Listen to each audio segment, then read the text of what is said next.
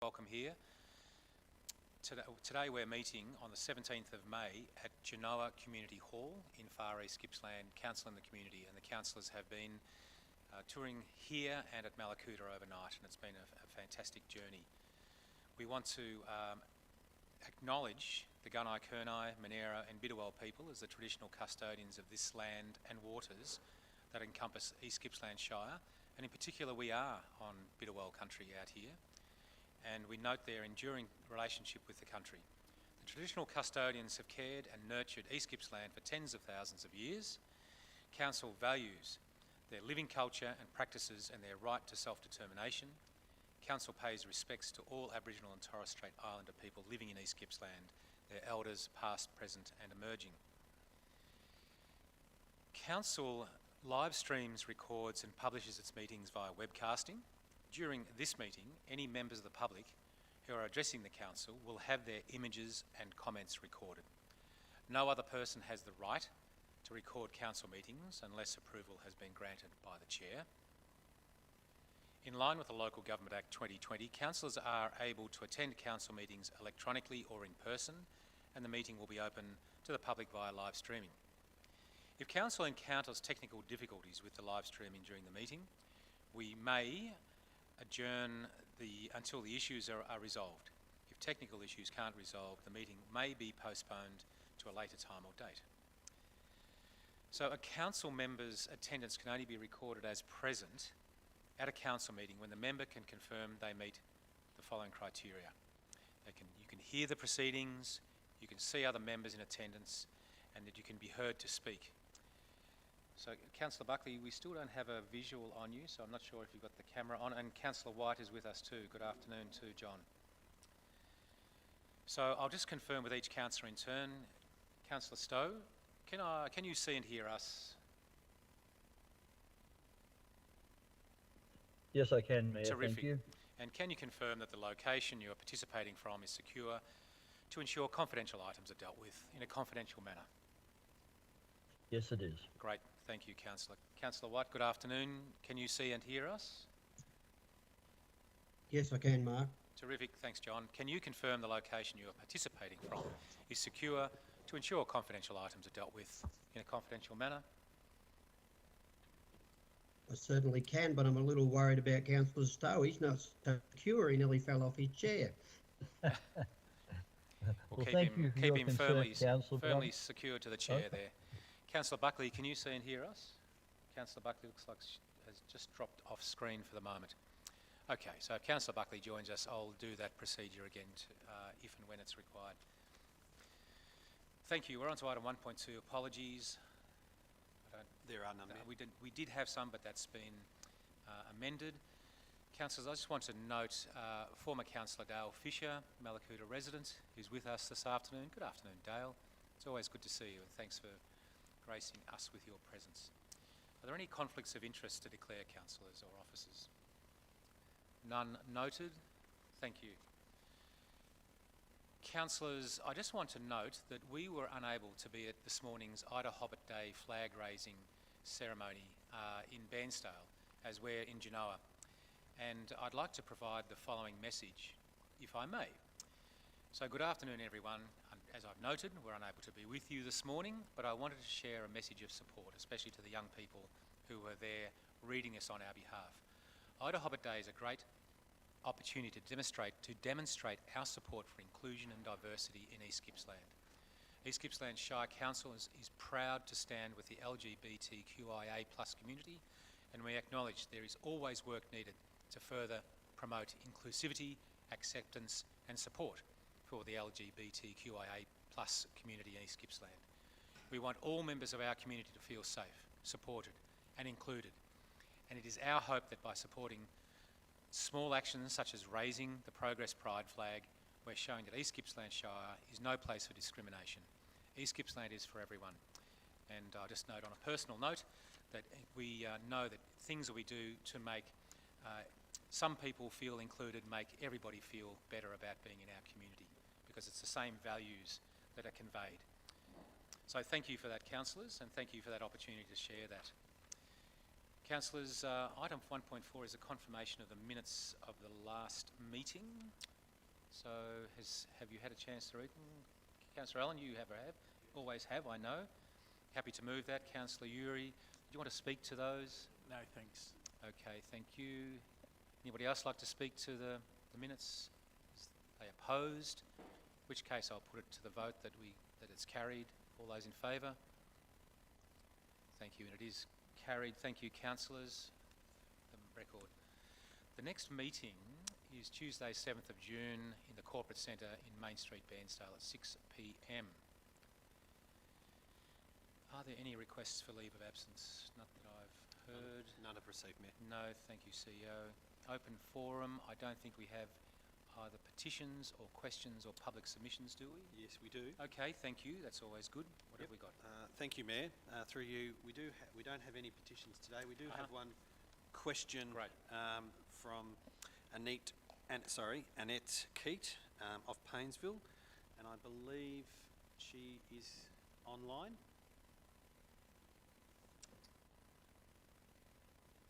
Yes, she is. There you go. Okay. Oh, hello, Annette. Can you hear me? Yeah. Can you see me? Yes, we can see you as well. Good afternoon. Hello, good afternoon. Welcome. You have the floor. Oh, do I? Great. Absolutely. and more. Yeah. Fantastic. I'll just mute my computer. So, yeah, my name is Annette Keats.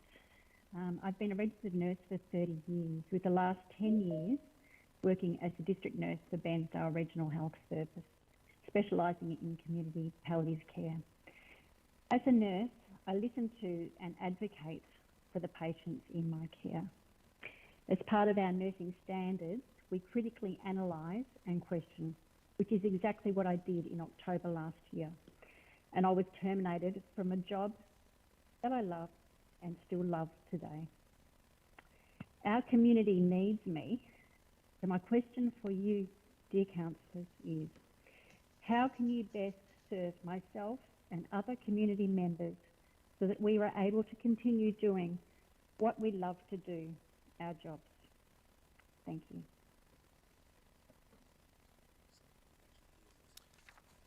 So the question, if you would like me just to repeat that. It was a bit hard to hear. Thanks, yep. Anthony. So to the preamble essentially was Annette had to leave her role because of the COVID mandate requirements. Yep. And she's asked, how can you best serve, as in councillors, myself and other community members in a similar situation, so we can continue doing what we love to do, our jobs. Mayor, this question was received only today, yep. and we've just been finalising with Annette, and so we'd like to take that on notice and provide a full response in writing to her, if that's okay. Okay, all right. So it relates to vaccination mandates, Correct. Essentially, which is Correct. a state government legislation. That's correct. Okay, great. Thank you. All right. Well, thank you, Annette. Thanks for your contribution, and thanks for being here today. So you can't answer my question today? No, as the CEO said, we only received your question today, so we'll take it on notice and we'll provide a reply. Okay, when will that be? As soon as practical. Okay, thank you. Good on you. Thanks, Annette. Bye now. Thank you. Bye. Thanks, CEO. Mayor, if I may, we also Yes. have, we do have three people who wish to speak to item 5.4.2, but they will do that actually at that item, so we can move on.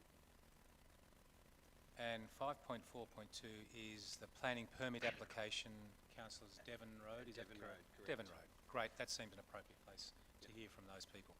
Terrific. Happy with that, councillors? Great. John, sorry, thanks. I've got to look over my shoulder to the screen. Sorry, John, go ahead. Well, now I know that. I'm probably giving you the information you need. It would appear Councillor Buckley might be on screen. So you may have to swear her in. Yeah, thanks for that, Councillor White. I'll just wait confirmation from the IT folk that that we've got Councillor, not quite yet, so they're still trying to get the connection. Thanks, John. Yeah, but they'll be waving to me when we've got it connected. Thanks, councillors. We're on to item 2, notices of motion. I don't think there are any, nor deferred business, so we can move on to councillors' or delegates' reports. And I'm happy to ask you, Deputy Mayor, if you would like to share something. Thanks, Mayor Mark. Look, it's been a pretty interesting last 3 weeks, and I suppose two things within council that I'd like to comment on is one, Anthony's extended contract as CEO for the next 5 years, and I think that it's very much appreciated by the councillors that you've accepted that extension, and I know that we'll do some great things together. So that's one thing, and the other thing within the staff is to acknowledge Fiona being named as one of the... No, I am Fiona being named as one of the top 50 public servants women in Victoria, and I think that's a great accolade and richly deserved. So Well done.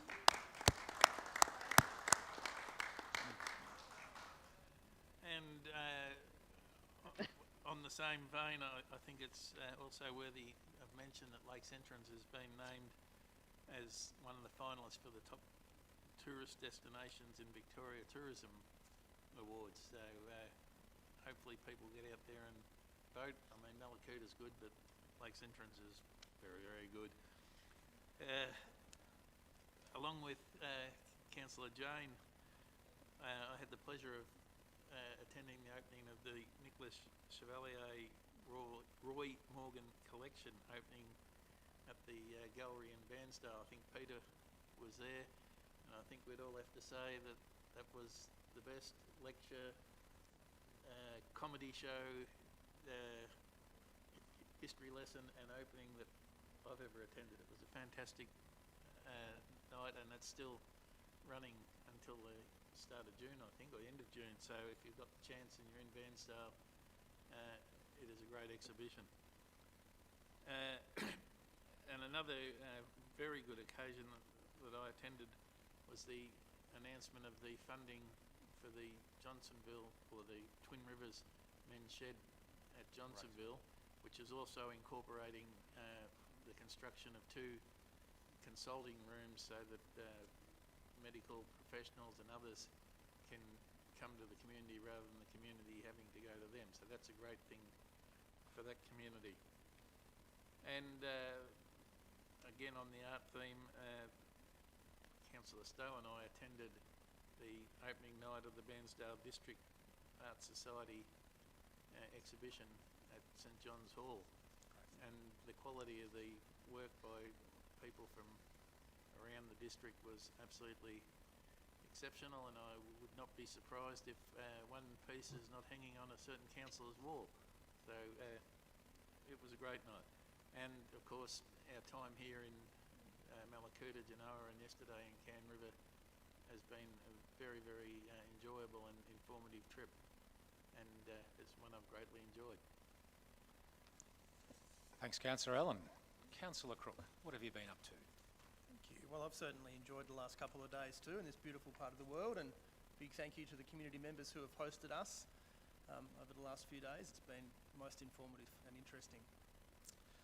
Look, one of the most, I guess, significant things that I've been involved in the last couple of weeks has been to do with the Australian Coastal Council, which is a national representative organisation of local governments right around the country. And the Australian Coastal Council has recently been in discussions with the Australian Local Government Association, which also represents local governments around the country, about the additional funding that's really needed for pre-disaster mitigation. And it's the case that currently 97% of disaster funding is spent on recovery, leaving only 3% on pre-disaster mitigation before the events actually occur. Now, this is something that's even more pressing under a changing climate. And while disaster recovery is clearly critical in the aftermath of whether it be a bushfire or a flood, there's a huge need to be spending more of our disaster allocation before the events occur. And this is something that's really very heavily supported by both the Productivity Commission and the Insurance Council of Australia, and it really suggests that we would make significant savings if we were to adopt a more proactive approach to disaster mitigation before they occur. So those relationships are under development and building, which is really pleasing, and the Australian Local Government representatives have advised of their willingness to work with the Australian Coastal Councils into the future on that matter in particular and others, and they'll also be assisting with the rollout of the National Coastal Hazards Forum to be held in Fremantle later this year. So I look forward to updating councillors in the community as that comes to fruition. Thank you. Thanks, Councillor Crook, and that work on coastal councils and our exposure to those risks are not lost on all councillors here. Thank you. Councillor Greason, good afternoon. Good afternoon, and thank you to Club Terrace and Can River and Mallacoota and Genoa for looking after us and teaching us about your people and your country. It's been a great 2 days. I've had a very busy 3 weeks, but not particularly busy with council work, so I did attend the Nicholas Chevalier exhibition with Councillor Allen, and as Alan said, Roy Morgan is a very, very entertaining man and an amazing promoter of East Gippsland. The exhibition's well worth attending. Nicholas Chevalier's paintings are from the mid-1800s and they're very beautiful, and it's fascinating to see East Gippsland from then, through his eyes. That's about all I've got to report. Thank you. Thank you, Councillor Greason. Councillor Uri, how are you going? What have you been up to? Thank you, Mr. Mayor.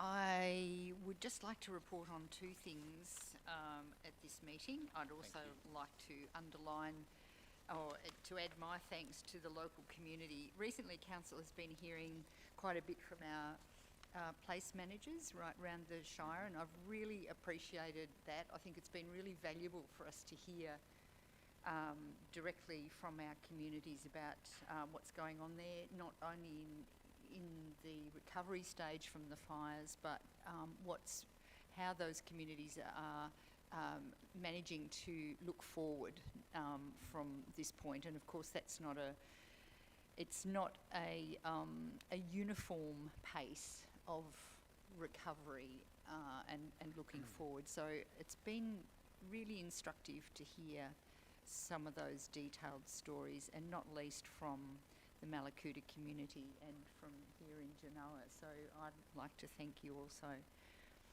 I'd just like to highlight to councillors an important conference that I attended in Melbourne. I have submitted a written report of this conference, so some of you might have read it perhaps. I thought it was important because it was the Victorian Greenhouse Alliance annual conference, and it was important not just because it was the first face-to-face conference that I'd attended for a very long time, and everybody, so it was a great networking opportunity, but some really important information there, and I've sort of gleaned, I think, a number of ways forward that our council might like to consider, building on work already done in terms of particularly adapting to and preparing for the effects of climate change. Those 7 points are listed in my report, but just to say briefly that East Gippsland Shire Council, I think, could benefit from being part of a Gippsland alliance. So the 6 councils joining together to form its own alliance. That has its own benefits, I believe. There are ways that I learnt that we could influence the built environment in terms of preparing for future catastrophes which have a cause in the changing climate. Also, educating ourselves, it's obviously very important for us as a council group, and I think for our executive to understand what the current reports are saying about climate change so that we can use the best science to underpin our actions as we go forward. And to know that there's already a lot of work being done, so we don't have to reinvent the wheel. There are other councils' work that I think stands out in this area, and we can look at that and work out what the best way for East Gippsland is in going forward. So that's just briefly mentioning that. I'd also just like to, I reported at the last meeting that I attended Mallacouta's Anzac Day celebrations on the 25th of last month. But part of that, as I also reported, was that the members of the Chools were in attendance on that day. So there were 22 officers and also their commanding officer, and both the dawn service and the following main service were particularly moving and particularly meaningful, I think, in having their presence at those with the community. We understand that the relationship that's been built between the Mallacoota community and the Chools is incredibly significant, built, of course, from the tragic events of the 1920 evacuation from Mallacoota. But that relationship is developing and is really very strong.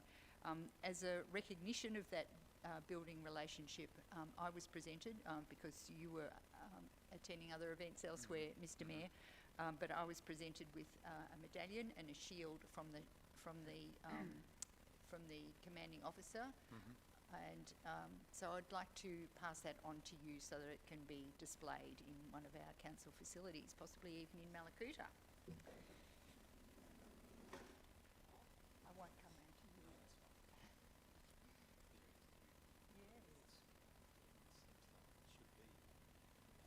Maybe you think that'd be a good decision. Terrific.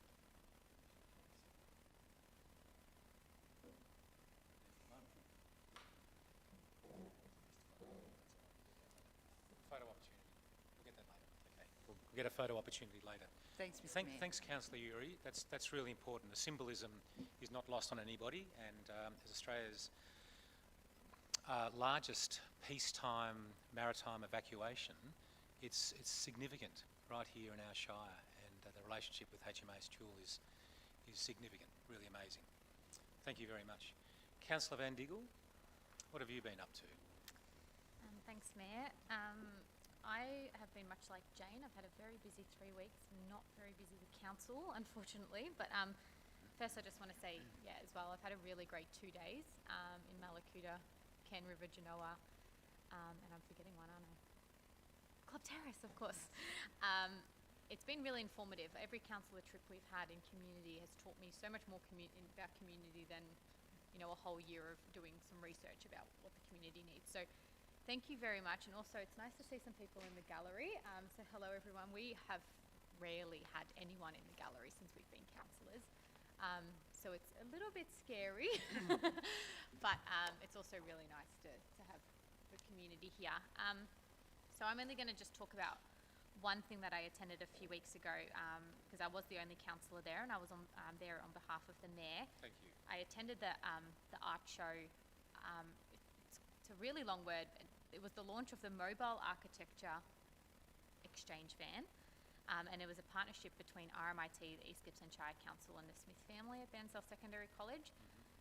And 9 girls from the Smith family undertook a project to create digital art with Lee Nicholas, who's a local artist. And the van is a gigantic van with giant TV screens on every side of the van, including, so the back would describe what the project was, and then on the sides it was the young people's artwork. Inside, it's just all this technology that I did not understand, but on the outside it was the artwork from the young people, and I would have absolutely thought that they were graphic design university students with the work that was created. But each of it had a message, and that was important to them. And it was launched at the school. Unfortunately, there was only about 20 people in attendance at the school. But then the van, which is a gigantic van, it's not like a little Mercedes Sprinter, it's a gigantic bus, went throughout the town, was parked at the library so community members could see it, and then it went throughout town. And then it had the message on the back from the young people. So it was really nice to be involved in that. The East Gippsland Shire Council are looking for partnerships to keep that as a long-term thing in the community, so it can travel wider throughout the East Gippsland community, but noting is a very expensive investment, so they're just looking for partners at the moment, and RMIT are really keen to be involved in that process. So it was a pleasure to be there. It was really nice to see the young people really excited about their project. And East Gippsland lacks that sort of thing. We lack, you know, to some degree, digital literacy and those opportunities. So it was really nice to be there. So I think they were disappointed you weren't there, Mark, but it was a pleasure to be there. Just can't be everywhere, but I'm glad you were there, and thanks for representing the Shire. Councillor Buckley, good afternoon. We've got you connected. Almost. Just frozen at the moment.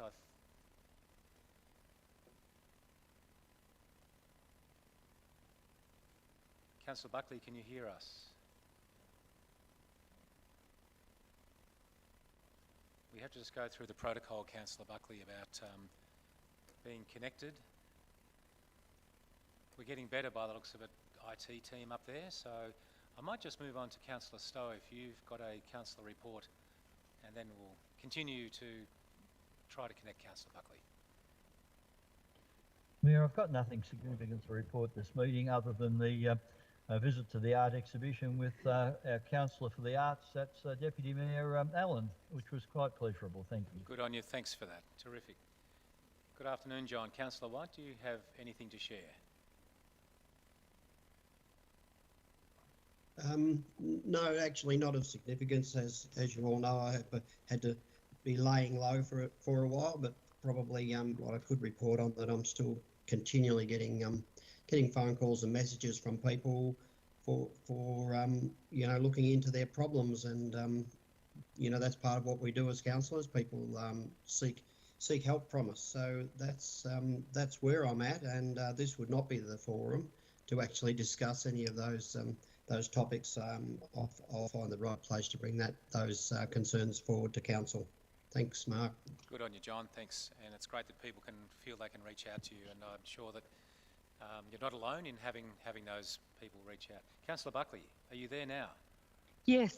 Terrific. Yes, I am finally. I apologise. We've had some connectivity issues. Great. I'll just go through the usual matters around ensuring that you can see and hear us.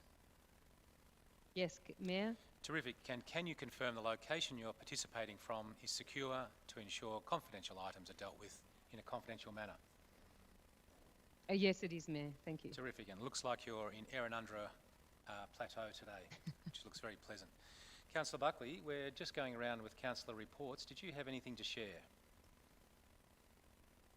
Look, I've been doing my usual appointments, the Marina Committee, Rural Councils Victoria and Timber Towns, which are all very active at this time.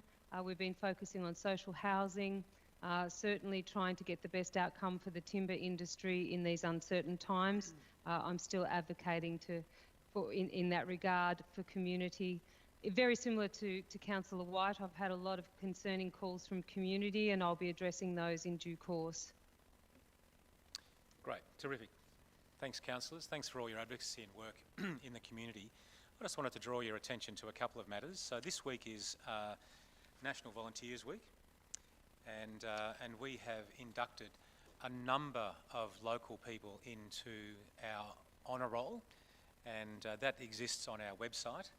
And yesterday we had the first of a number of events that are taking place this week to acknowledge and recognise and honour those volunteers. So I'm not going to count how many, but we do have a number of people in particular who have been volunteers for 50 plus years.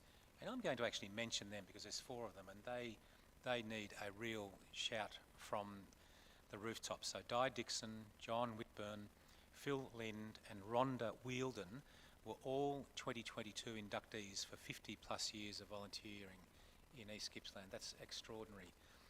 And so again, CEO and other councillors will be attending a number of acknowledgement events this week for National Volunteers Week. So thank you to the officers for the work that you do to gather that information, and thank you for the people in the community who also nominate those volunteers and recognise them.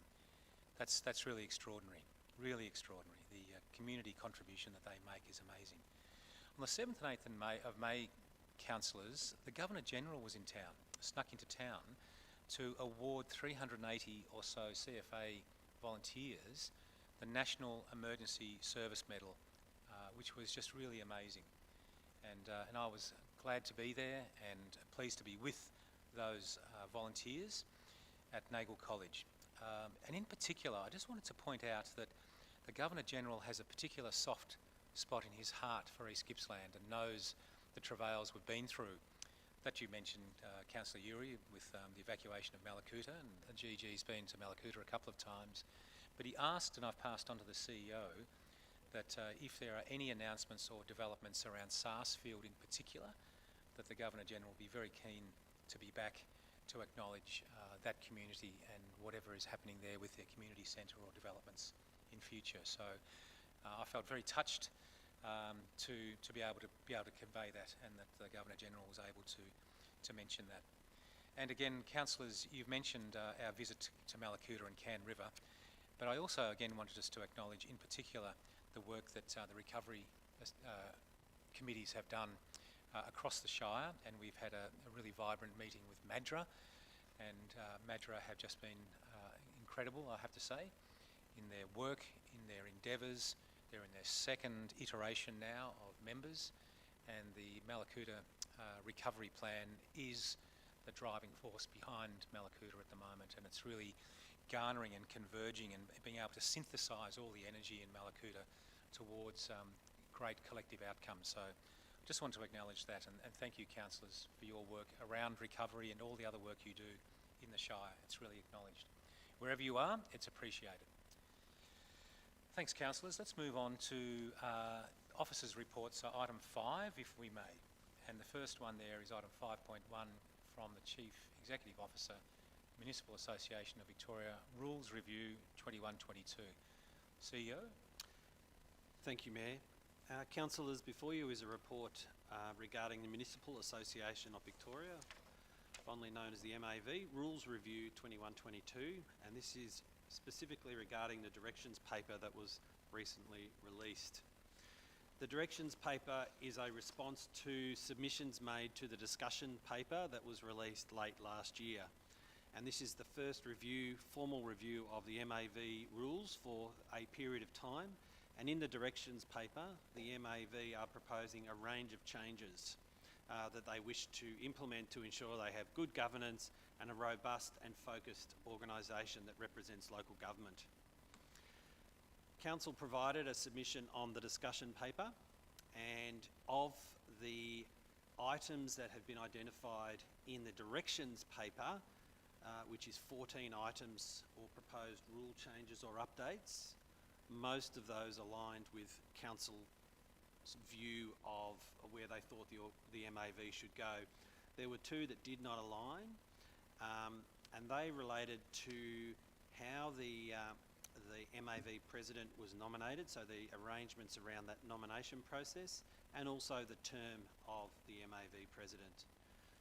Councillors, there's information in the report for consideration, and there is a recommendation there that is saying that Council put in a further submission, which provides the opportunity for the Mayor to raise the matters at the forthcoming MAV State Council meeting. So for your consideration, Mayor. Great. Thank you, CEO. Councillors, are there any questions on this matter?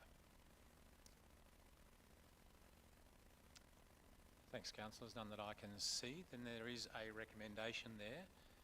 Do I have a motion? Thank you, Arthur. Councillor Allen, do I have a seconder? Thanks, Councillor Crook. Tom. Arthur, did you want to speak to the motion? Only to say that I think we've discussed this fairly well in briefings, and yeah, I think the motion covers our views. Great, thank you. Tom? It's obviously important, I believe, that we make a submission, and I support the submission that we intend to make. Is the motion opposed? Would anybody else like to speak for or against the motion? I'm just deliberately being in delay mode so that our councillors online, if there's any delay in the conversation, in which case I'll put the motion to the vote. All those in favour? Thanks, carried unanimously. Thank you, councillors. Sorry, once again, I'm just the delay. There's a little delay and lag in communication and getting the pictures. Thanks, councillors. Carried unanimously. Thanks, CEO. Item 5.2, councillors, assets and environment, and this is a nice matter to be dealing with here. and this is contract 2022-1437 Mallacoota Skatepark Redevelopment. And Fiona Weigel, this is going to be you, and councillors, this is going to challenge me, I think, in terms of our new protocol of moving a motion, but that's all right. It won't? Okay, excellent. So I'm thinking out loud, but you will guide me along the way, Mr. Cannizzaro, won't you, in these matters? Terrific. Thank you, Mayor, and yes, this is a lovely one to bring to this particular council meeting. Councillors, before you is a recommendation from the officers to award a contract for the redevelopment of the Mallacoota Skatepark on its existing location. Councillors may recall that this has been a priority of the Mallacoota community and the young people of Mallacoota in particular for some time. In recent years, it has been driven by a newish group to Mallacoota, the Sanctuary Mallacoota Youth Group, who have been seeking funding and design work to guide the redevelopment.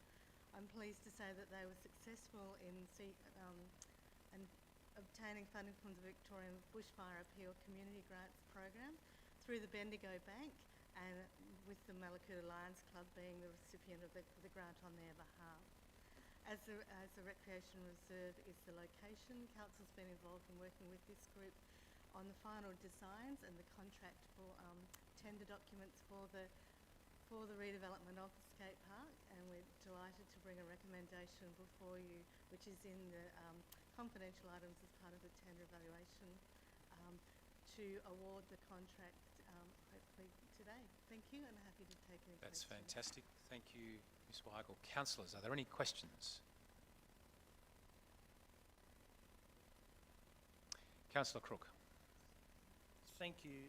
This is great news, but I'm aware that quite a few of our projects are experiencing significant delays due to procurement of materials and other issues. Do we expect with the awarding of this contract that works will be able to start fairly soon, or do we have a time frame for when they may even be completed? Thank you, and through you, Mayor. Yeah. My understanding is that one of the criteria were around the time frames it can be delivered in, and it was available for, the contract was available for fairly immediate start. Obviously there's a lot of demolition work that starts the project, which should be able to start fairly promptly while our materials are being ordered. So we're hopeful that this will be delivered by the end of the calendar year, so in time for summer. But of course, as we know at the moment, there's no such thing as certainty in capital projects with delays in supply of materials and the like. But we are confident. We are recommending a contractor who has a lot of experience in developing and delivering these sorts of projects, and that should stand well for Mallacoota. Thank you. Great. Thanks, Councillor Crook. Councillor Van Diggle. I'm going to spill that water today as well. I have a question in regards to, it's around the concern from a community member in February, Michael, and I don't recall the conversation that happened, but the community consultation and taking up certain aspects of what they considered important in the design. Was that followed up with Michael, and was there a resolution there? It has been followed up with Michael, and we had a community reference group for this project and the design work. So it was followed up through all of that, and there was a lot of consultation that went through the design. In the end, the skate bowl wasn't part of the final design. We're confident, and we've gone back and consulted, especially with the young people and the users of the skate park once it's in situ. And we're confident that we're going to be delivering a skate park which is both suited to their needs and the skating abilities of the community. When we did our early work with the skaters, we understood that there was a range of ages and abilities that we had to cater for, and so that was taken into consideration with the design, which is a long answer, Councillor, to saying yes, we're comfortable that we have undertaken a range of additional follow-up consultation. We understand that sometimes with projects like this, not everyone will agree with the final outcome, but we believe that the outcome is a good one for the community. Thank you. Thank you. Thanks for the question, Councillor, and Fiona for the response. Are there any other questions, councillors? In which case, councillors, there is a recommendation. Do I have a motion? Councillor Van Diggle. Do I have a second to Councillor Crook? Councillor Van Diegel, would you like to speak to the motion? Do we need to see the motion that Councillor Van Diegel is proposing on screen? So by the magic of the internet, this will happen in a moment, I suspect. And this is what Councillor Van Diegel is proposing. Yeah, I don't have much to say except for the fact that, having worked in youth work in East Gippsland for a number of years, I know that Mallacoota has been advocating for an upgrade to the skatepark for a really long time. So having this on the agenda today, especially while we're in the region, is really exciting. It's probably to some degree long overdue, but nevertheless, the day has come. And it's really exciting too with Ken River receiving funds as well for their skate park, Mallacoota, and I know there's work being done in Eden. There's a little trail that people can follow if they decide that they really like skating. But yeah, I just want to acknowledge all the hard work that the young people have put into advocating as well. Yep. And it's really exciting that we get to approve this today. Yeah, terrific, thank you. Councillor Crook, did you want to speak?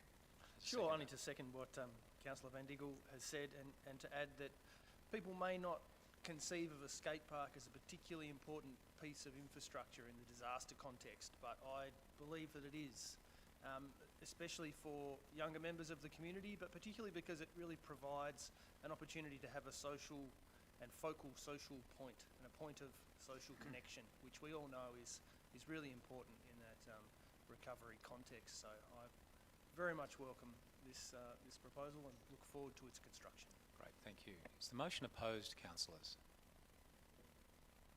Would anybody else like to speak for or against the motion? Nobody else? I'd just like to add too that I appreciate the work that's been done with the group of young people at the Sanctuary. I think that young people value contribution. They have a valuable contribution to make to society. They know what they like. They know what is good design, and agency is power. And so to give young people that voice is really powerful. So I thank the officers for the work that you've done in doing that. Councillors, on that note, I'll put the motion to the vote. All those in favour?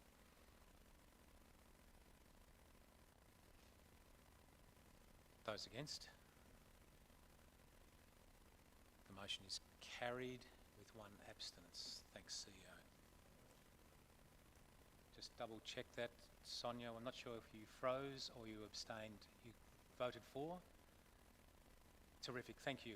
Great. I think just the moment critique then you froze, so sorry about that. Great. That's all right, we're working our way through this. We can cope. Good on you, councillors, thank you. Next item is item 5.2.2, which is East Gippsland Shire Council Arts and Heritage Project Grants Program Funding Round 2, 2021-2022. Fiona again? It is. Terrific. Thank you, Mayor. Great, thank you. Thank you, Mayor and Councillors. Before you is one of the regular programs of and suite of small community grants that we offer for a range of community programs throughout the year. The Arts and Heritage Program Project Grants has two rounds per annum, and this is the second round. The grants program has about $40,000 per annum available for community groups. Before you, we have recommendation for 5 different projects. We have different streams within this this actual grant stream itself. So there's 1 in the major arts projects, 3 in the arts projects, and 1 in the heritage projects. There's all of the applications have been fully evaluated, and some of that is provided to you in the report. I also have online the Manager of Council Enterprises, Chris Wayne, who's able to provide you with any details you like about any of the applications before you today. But we're putting forward a recommendation to award these 5 different grants. Thank Great, you. thank you, Ms Weigel. Councillors, are there any questions, either of Ms Weigel or of Chris Wayne? Councillor Uri. Thank you. Chris, this funding stream has been running since 2007, I see from the notes. We had 9 applicants this time. Would you say that the community is well aware of this funding stream and it's well advertised and that they're well aware of it and we get a good response each time? Thank you for the question, Councillor Yuri, and through you, Mayor. We do advertise the grant funding round each year through a number of avenues. For example, round 2 of the program opened on the 5th of January and it was advertised direct to community and arts groups through email, local newspapers, and also through the council website. It also runs alongside our other community programs each year. I would like to comment though, we always review at the end of each program round how many applications we got and how we could do this better as far as advertisement as well. Yeah, that's great. I can see that there would be an advantage in having a program running for a long period of time because people do get used to it being there. Would you say that 9 applicants is a good, indicates a fair response? I would say 9 applicants is a fair response. Round 1 we had far greater number of applicants, and that's usually what would happen each year. Round 1 would get more applications than round 2. One thing we are looking to do is to see if we streamline the funding program to just 1 round and then go through a more heavier marketing strategy to try to get more applicants with the ability to get more funding, because the more funding that's used up in round 1 inhibits the people who apply for that funding in round 2. So yeah, we're definitely reviewing how we structure it to get more applicants more money in the future. Yeah, that's great. Thank you, Chris. Thanks, Councillor Yuri. Councillor Buckley, you have a question, then Councillor White. Yeah, look, it's good to see these types of initiatives and the Steiner School. My kids went to Steiner School, so it's good to see that still going along well. My question is, Chris, can you tell me what the Wacky Wombats is?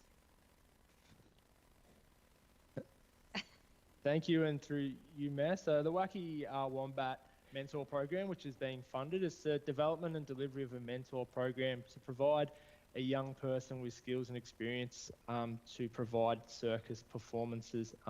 It could be done in front of school groups and sometimes in street performance as well. Thank you. Councillor Buckley, I can recommend Wacky Wombat. He is a regular at the Orbost Christmas Parade, Wacky Wombat, and he's pretty good. Thanks, Chris. Councillor White. Thank you. Chris, my question's around the Tongio grant. Is that basically going to be like a history lesson type of enterprise? Does that sum it up or not? Thank you for the question, Councillor White, and through you, Mayor. The Tongio Swiss Creek project is a project that's designed to research and write a short booklet about the history of World War II and the soldier settlement of the farms at the Tongio near Swiss Creek. The arrangements to organise a short video and then launch the productions through Swiss Creek as well. Very interesting. An amazing little locale just there. Thanks for the question, Councillor White. Councillors, are there any more questions? Councillor Greason. Thank you. I've got 2 questions, Chris. The first one is the Stories of Influence. Reconciliation plan of the East Gippsland Shire Council requested 10,000 and recommended to provide them with 7,000. Could you explain the reconciliation plan of the East Gippsland Shire Council? Are we funding another organisation to do our work in this regard? What is this project about, in other words? Yeah, thanks. Thank you for the question, Councillor Yuri, and through you, Mayor. So as far as the reconciliation plan, it's not a plan myself am involved in delivering. However, I do know that the Stories of Influence project, we are funding $7,000 through the Arts and Heritage stream. We also see, though, that this project aligns with the community grants program as well, through the delivery of a community event that activates engagement of community partners. Has broad audience appeal as well. As it aligns with the objectives of the current reconciliation plan, it'll be funded through the other grant program, which will be presented today as well. Okay, so the second question relates to now I've lost it. The winter lantern making at Wild Cherry School. They've asked for $4,279 and you're recommending an amount of 1,900. Can you explain, that's a much smaller amount than they're asking for? is that going to enable them to progress with this project? Thank you again for the question. So, Councillor Greason, the funding that we will provide will be for the community elements of the program, so to deliver other programs to the community. The part of funding that was applied for that we will not be supporting will be the in-class or the school creation of the project. Due to budget restraints, we wanted to make sure we supported the community elements of it, but believe they'd still be able to deliver the project. With the part funding, considering a lot of the work that we haven't funded will be during normal school time. Thank you. Okay, thanks for those questions, councillors. Are there any more questions? Thanks, councillors. There is a recommendation. Do I have a motion? Councillor Uri, thank you. Do I have a seconder? Councillor Crook, thank you. Councillor Uri, would you like to speak to the motion? Just briefly, thank you, Mr. Mayor. Obviously, the arts are incredibly important to all our communities, and I think this is a really good way of at least partially supporting the arts. I know that the budgets always seem really tight, and it must be difficult for people applying for a certain amount of money and have to make the grant sort of fit what they want to do. But I also appreciate the care and the rigour with which each of these assessments is made, because we are always managing our the public's money, and we have to be careful with it. So I thank you for the report from the officers, and thank you for the care the care you've applied to the assessment of the projects. I appreciate that. Good points, thank you. Councillor Crook. Councillors, is the motion opposed? Would any councillor like to speak for or against the motion? In which case, councillors, I'll put the motion to the vote. All those in favour? That's carried unanimously, CEO. Thank you, councillors. We're moving on to item 5.3, and this is business excellence. Mr. Cannizzaro, this will be your area, and it's item 5.3.1, to advertise the draft budget. And Peter, will you take it from the start? Thank you. Thank you, Mayor, and through you, Mayor. Councillors, before you is a report titled Advertised Draft Budget 22 to 23, which is seeking council approval for the release of the draft budget to the community for feedback. Key points to note, councillors, is that the draft budget 22-23 has been prepared in accordance with the Local Government Act 2020 and the Local Government Planning and Reporting Regulations of 2020. The draft budget proposes a rates and municipal charge increase of 1.75% in line with the rate cap set by the Victorian Government for the 22-23 financial year. The draft budget forecasts an operating surplus for the 22-23 year of $31.577 million, noting that the underlying result, which excludes non-recurrent capital funding from the operating deficit, is a deficit of $14.082 million as a result of the advance payment of $13.8 million received from the Victorian Grants Commission payment in 21-22, which is related to 22-23 year. Also to note, there's a capital works program of $91.927 million being proposed, with $41.5 million of the program being projects that have been carried over from the 21-22 year. There's also a $47.4 million forecast of capital grants that will go towards the capital program in the 22-23 financial year. And also, in accordance with Council's community engagement policy, there's a recommendation to release the draft 22-23 budget, seeking community feedback up until the 3rd of June 22. Also today with me is Liz Collins, who is the Manager of Finance, who is able to respond to any questions that you may have. Mr. Cannizzaro, thank you. Thanks for that overview. And councillors, are there any questions of Mr. Cannizzaro or Ms. Collins?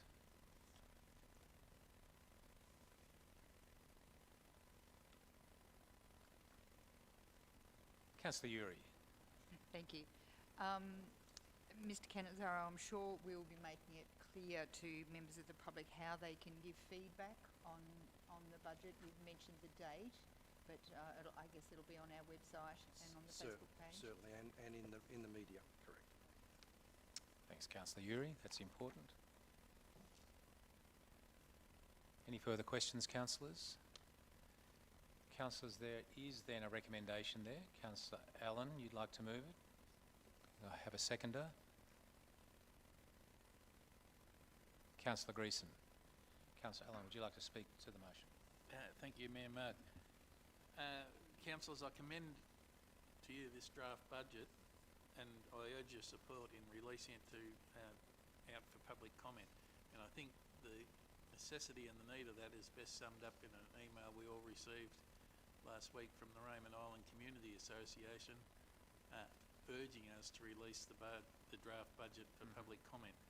And I think that this is a very important thing for the budgetary process and for transparency and everything within the way we do things. The draft is being framed within the context of the mandated 1.57% cap for the 22-23 financial year, and is framed using the updated valuations as supplied by the Valuer General. The draft budget proposes a differential rate for farm properties of 85%, a commercial differential of 140%, and seeks to raise 54 million in round figures, which is an increase of 1.7% on last year's rated budget increase. And of course then there's the charges as levied by the council for a number of services that also increased by 1.7%. As a result of the revised valuations, some properties will experience a rise above the 1.75%, while others will move below that 1.75% increase, which will be in line with their revalued properties. The average increase for residential properties will be 2.66%, while farms will increase by 13.9%, and the commercial rate will fall by 14.32% on average, based on the current valuation. Rather than increase fees for landfill, Council this year has elected to introduce a levy of $37 per assessment to meet the increased landfill costs that are imposed on us by the Environmental Protection Authority licence system. Included in the budget are rate waivers and assistance. Rate waivers continue for ratepayers whose main dwelling was destroyed by fire, while noting the waiver only applies to the date that the new dwelling is able to be occupied. Bushfire recovery and support assistance to the community in recovery continues, as does the council rate rebate for all eligible pensioners of $60.36 for the 22-23 year. The Capital Works budget proposes a significant program of $91.927 million and includes government funding for $47.4 million. You will notice that there is a recorded surplus of $31.577 million. However, much of this relates to early payments for some grants and allocations for projects yet to be completed. The actual figure is a small deficit. I encourage the community to read the draft budget documents in conjunction with the council plan and the 10-year financial plan and the 4-year rating plan.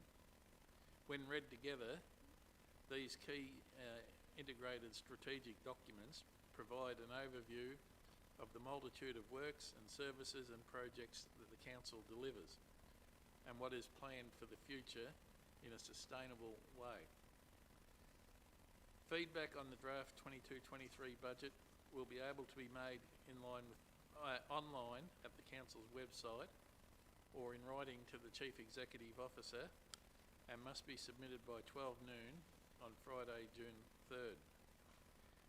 Councillors, I believe that the draft budget 22-23 is responsible, equitable, and in the long-term interest of East Gippsland and its community. And I encourage you to support releasing this draft budget for community feedback and comment. Thanks, Thank you, thanks, councillors. Councillor Allen. Councillor Greason, would you like to speak to the motion? Thank you, Mayor, and thank you, Deputy Mayor. I just want to say that we've discussed this as a council extensively. Liz Collins and Peter Canazzaro, who put together this budget, have prepared a number of scenarios for us to consider. So at this stage, I certainly support and hope that we support putting this budget as it is now out for consultation. And obviously we're going to be discussing it again extensively after we receive input from the community. Thank you. Councillor Greason. Councillors, is the motion opposed?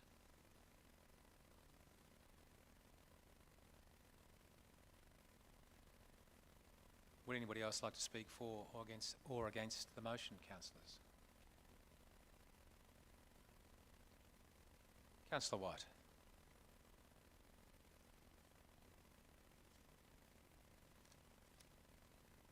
Just muted there, Councillor White. Got it, Thank John. you Go for ahead. that. Got it.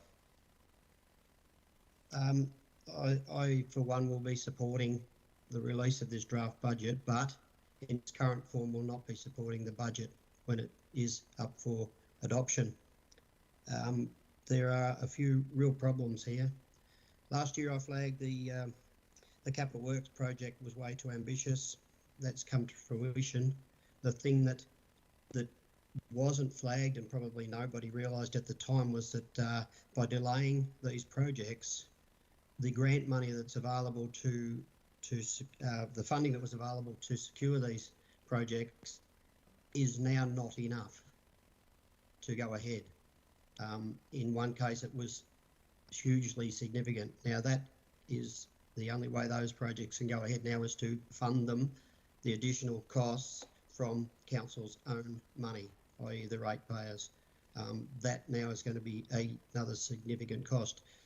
Now, we had great discussions with Liz, and if it's okay, Mayor, I need to ask Liz a question because it's arisen from Councillor Allen's speaking to the motion, and he's used a number that I don't think I'm not comfortable with from the briefings, and I need to ask for what I think is the right figure, please. So we're in debate, Councillor White, so if you can actually speak to the point, and then Councillor Allen has a right of reply. So that's the process. If you want to speak to the matter that you're raising, then that's the thing to do now. All right, well, I'll just state that in his address, he's quoted the wrong percentage increase for the rural rate because of the adjustments that have been made. I think he's used a very low number, and it's not what Ms. Collins presented us with at the last briefing. So I'd like him to explain that, please.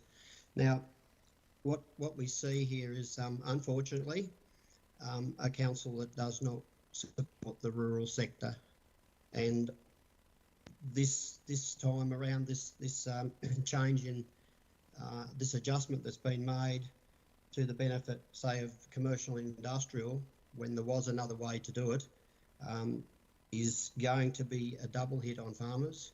One, they've got a revaluation which is causing an increase in rates. Two, there is no softening effect by the fact that last year there was $600,000 of drought funding that was used to smooth the jump again. And now with this 5% change in differential, there are, as Ms. Collins said, there will be farms that it might look nice to say that we're only going to have a 1.75% rate increase, but there are some farms, and it won't be just some, there'll be quite a lot, are going to get their rates doubled.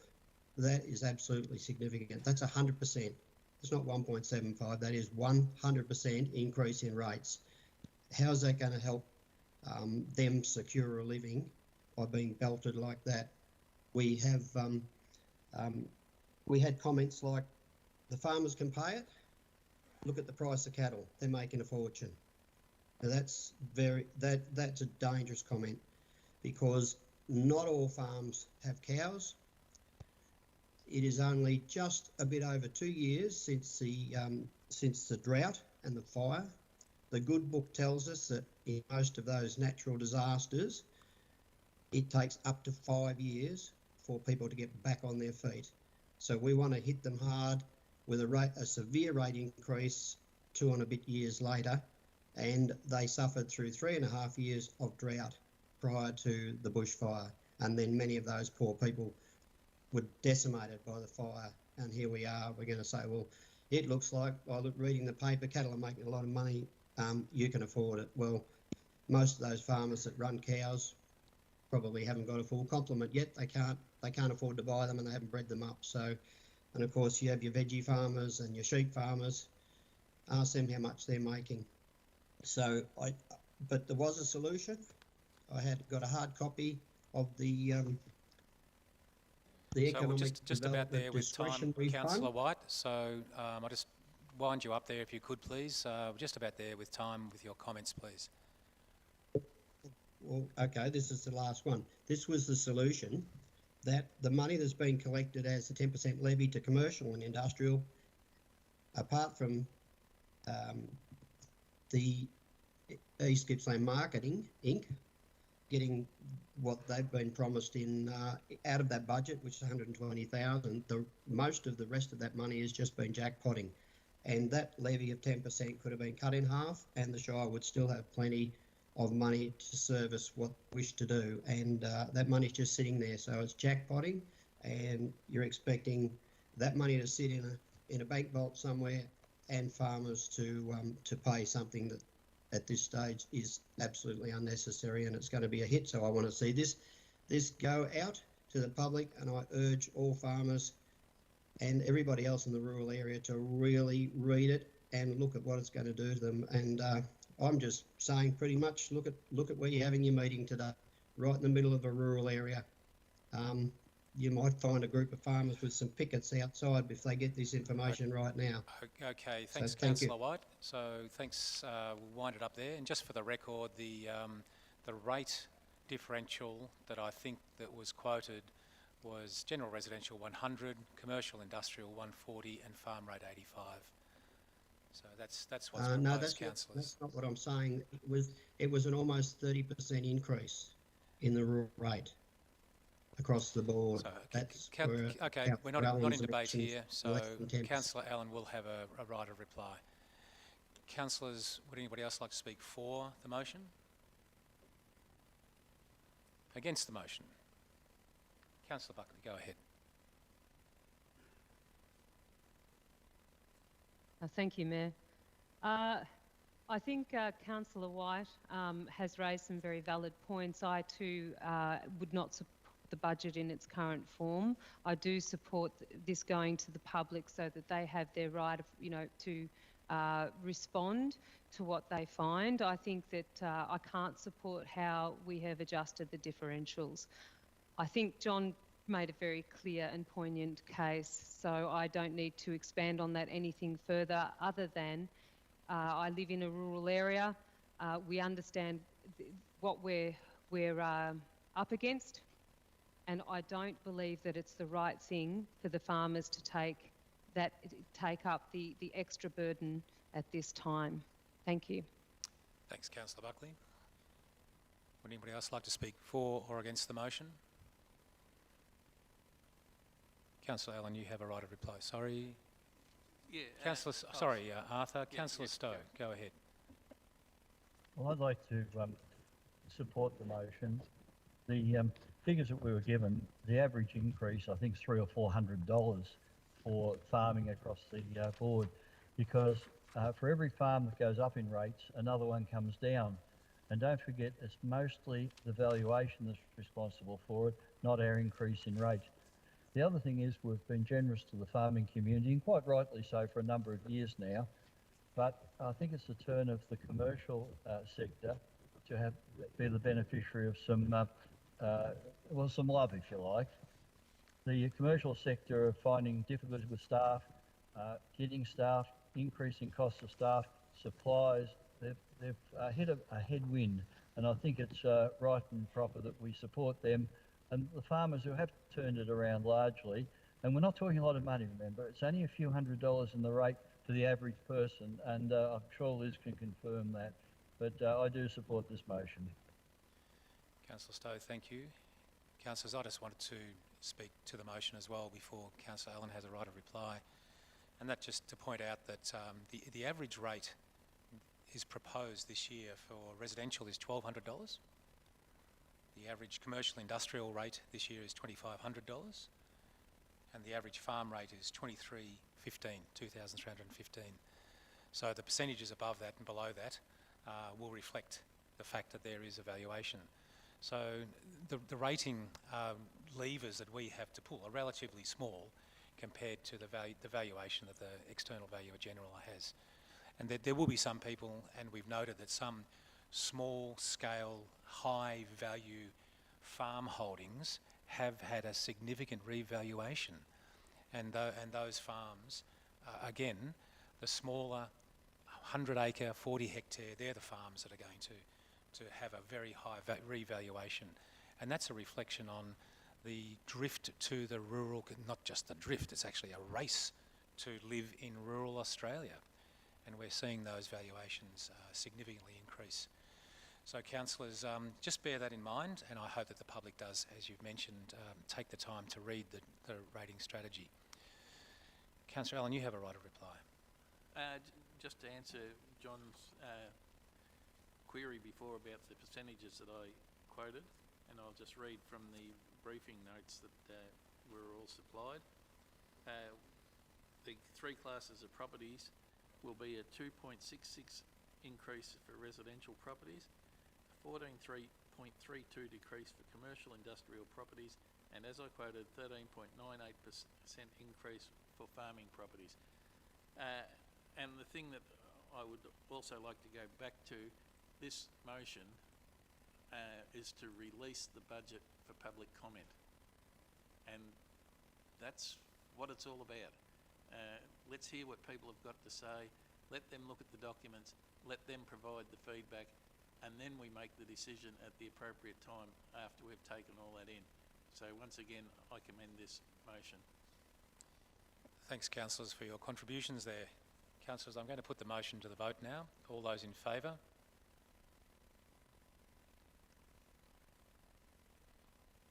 Thanks, councillors. Carried unanimously.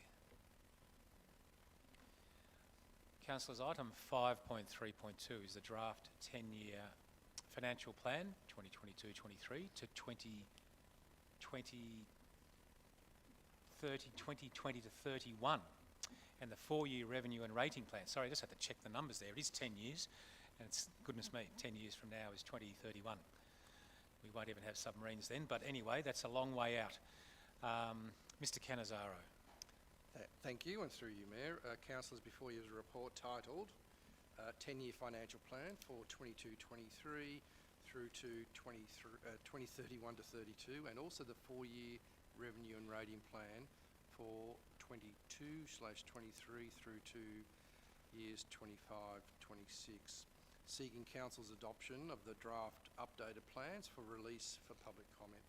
Key points, councillors, for you to consider today are these are 2 key financial planning documents that are presented tonight, seeking approval for the release to the public for feedback.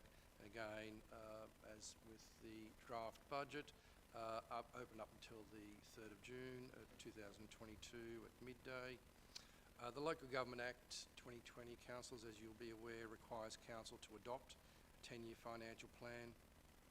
The plan was first adopted for the 21-22 financial year through to 2030-31 period, and has now been updated for the 10 years 22-23 through to 2031 to 32. The plan's been revised in conjunction with the budget that you've seen today to ensure the resources required to give effect to the council plan and other strategic plans are aligned. The plan provides information about the decisions and assumptions that underpin the forecasts describing the financial resources and has effect from the 1st of July 2022. Again, the plan is a key financial planning document which supports Council's financial sustainability into the future. The Local Government Act in 2020 also requires us to prepare and adopt a 4-year revenue and rating plan that covers the next four financial years.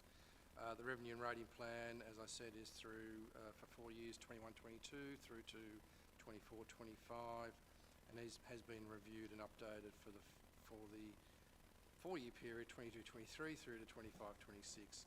It includes information regarding rating legislation and principles, together with other information on Council's current rating differentials, service charges and other forms of revenue. The revenue and rating plan supports the 10-year financial plan and the 22-23 budget.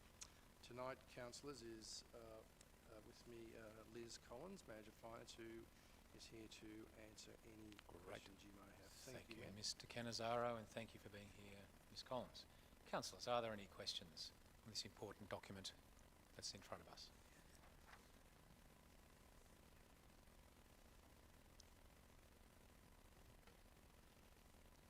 Councillors, I might have one question, if I may, Mr. Cannizzaro.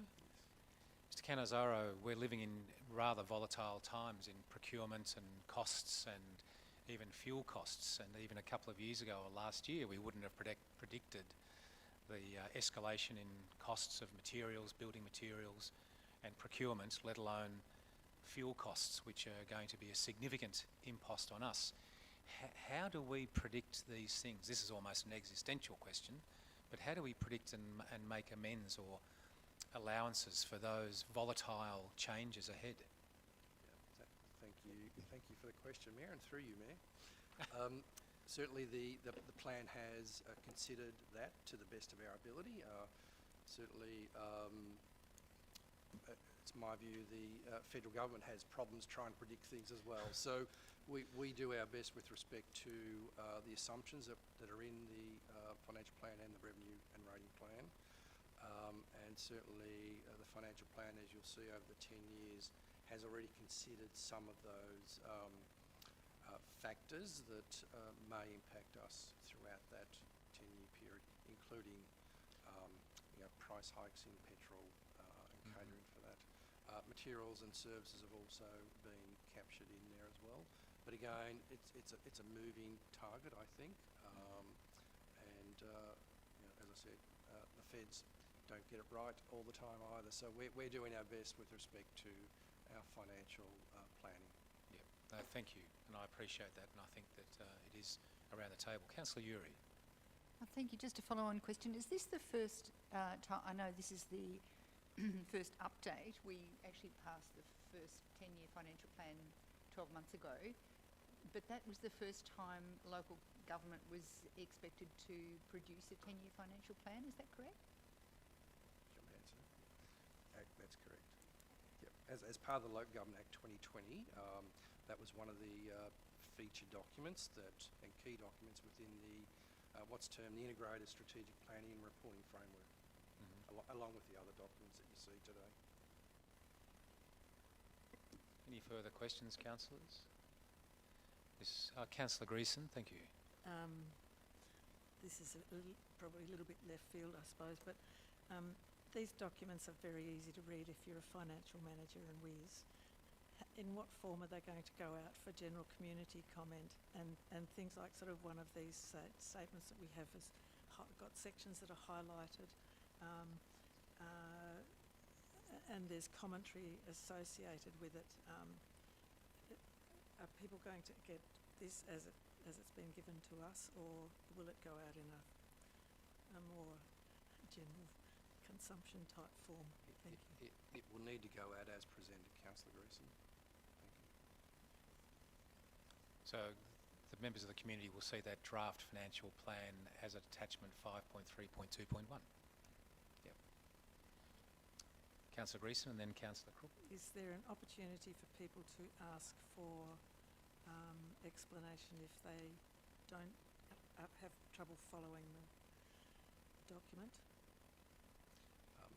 Certainly two aspects. They can provide feedback as we've discussed through our feedback and online, and if they need to have any queries that they may have through to finance, and we will try to address that as soon as we possibly can. But that's certainly fine. Great. Either a phone call or through our feedback address. Okay, thank you.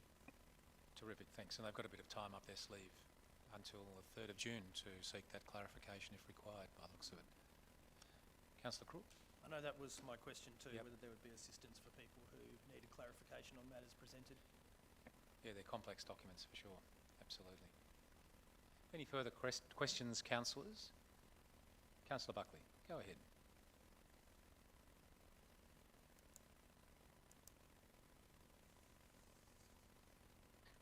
Sorry, it took a bit to get the microphone on. No, that's all right. Yes. So, I guess my question is, when we're dealing with such an important document that will affect all of our community, how much feedback do we get? Like, do people engage, you know, with council, and does it make a difference? Because I'm a little bit concerned that people, because of everything that they're dealing with in life and running businesses and busy families, it's a very difficult document to understand, as Councillor Grecian raised. Perhaps it should go out in a more user-friendly format. How much engagement do we normally have in these processes? Thank you, Councillor Buckley, and through Go ahead. you, Mayor. I might just consult with Liz, but I think last year feedback was about 20? 20 or so? Yeah. Approximately. Right, not a substantial number really in the scheme of things. What we go through these processes, and we obviously have a great desire to have this community interaction. What do we do to ensure that people are getting the opportunity and the information? It just goes to the paper and that sort of thing. Is that all we do, or how's it distributed? There's a bit of a communication strategy. What does it look like, Yeah, Mr. Canizares? Yeah, so through you, Mayor, and thank you, Councillor Buckley. So again, through our website available, the documents will be available at our service centres as well. Community members can write into, again, through our feedback email address, if, again, seeking clarity and so on. The documents, whilst we might have had 20 last year that might have raised a query or a question or a concern or an issue around the documents, that is testament to the documents being of a high standard as well, because there are 47,000 citizens and residents in the Shire. So whilst it might seem small, on the flip side, it's quite a good document with respect to you know, the low numbers of queries as well. Thanks for the Thank you, question, Mr. Councillor Buckley. Cannizzaro. And you're probably right in that you know, sometimes people are busy and these matters are a little bit overwhelming. But anyway, we'll invite the feedback and we'll look forward to it. Are there any further questions, councillors? Councillors, there's a recommendation there. Do I have a motion? Councillor Uri, do I have a seconder? Councillor Greason, Councillor Uri, would you like to speak to the motion? Thank you, Mr. Mayor, and I do have some brief speaking notes here, which Great. I'd like to refer to. Please do. So, perhaps self-evidently, the financial plan provides a long-term view of the resources that are expected to be available to council and the proposed and predicted application and use of those resources. The plan is updated each year to reflect the financial planning for the next 10 years. The 10-year financial plan includes assumptions that are aligned in the 4 years of budget in the 22-23 budget. The information, including key financial indicators provided in the 10-year financial plan, supports council's financial sustainability into the future. So I think that just underlines what a key document it is. The 4-year revenue and rating plan provides a medium-term plan for how council will generate income to deliver on the council plan, the program and services and capital works commitments over a 4-year period. It defines the revenue and rating envelope within which Council proposes to operate, which is reflected in Council's 10-year financial plan and the budget 22-23 and the 4 years of budget information included in that document. So the revenue and rating plan is a key planning document which identifies what each source of revenue is, how much income will be raised in each class, and the assumptions for each to fund the proposed expenditure included in the 4-year budget. So the first plan, the 10-year financial plan, is actually 37 pages long. The second one, the 4-year revenue and rating plan, is 27 pages long. So given all the discussion about, these documents are fairly dense, I would also encourage as many members of the community as can possibly manage it to scrutinise those documents and provide their feedback. We've heard up until the 12 noon on Friday the 3rd of June, and Council will then consider the feedback at our meeting on the 28th of June. Thank you, Mr Mayor. Thank you, Councillor Uri. Councillor Greason, you seconded this. Is the motion opposed, councillors? Would anybody else like to speak for or against the motion? Thank you, councillors, in which case I'll put the motion to the vote. All those in favour? Thank you, councillors. CEO carried unanimously. Unanimously. I'll just get my tongue around that word. Unanimously. Thank you. Councillors, we're on to item 5.3.3, which is the financial report ending 31 March. Looks like this first quarter. Mr Cannizzaro, it's still in your patch. Thank you, Mayor, and through you, Mayor. Councillors, not to be confused with the other two reports that you've just dealt with. Before you is a report titled the Finance Report for the period ending 31 March 2022. So that's the third quarter end, which is seeking to adopt the Finance Report for the 9-month period ending 31 March 2022, which are outlined in the attachments in your papers today, councillors, that numbered 1 through to 7. For your consideration today, some key points. Again, the Local Government Act 2020 requires a quarterly budget report to be presented to Council, detailing the financial performance to date against the budget. The forecast operating surplus is $24.07 million compared with the adopted budget operating surplus of $35.7 million. Forecast reduction in operating surplus of $11.6 million is primarily the result of a reduction in capital grant income of $22.2 million that will not be received until the 22-23 financial year when the associated projects are completed. Offsetting this reduction are a number of new operating grants totaling $5.99 million.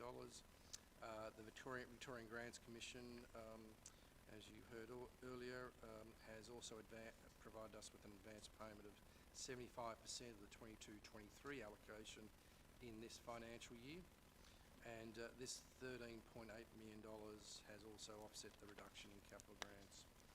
$8.2 million of operating projects that were incomplete at the end of 2020-21 year, so last financial year, and had the work undertaken this financial year account for the majority of the balance of the reduction in operating surplus, noting that these projects were mostly grant funded in the previous year.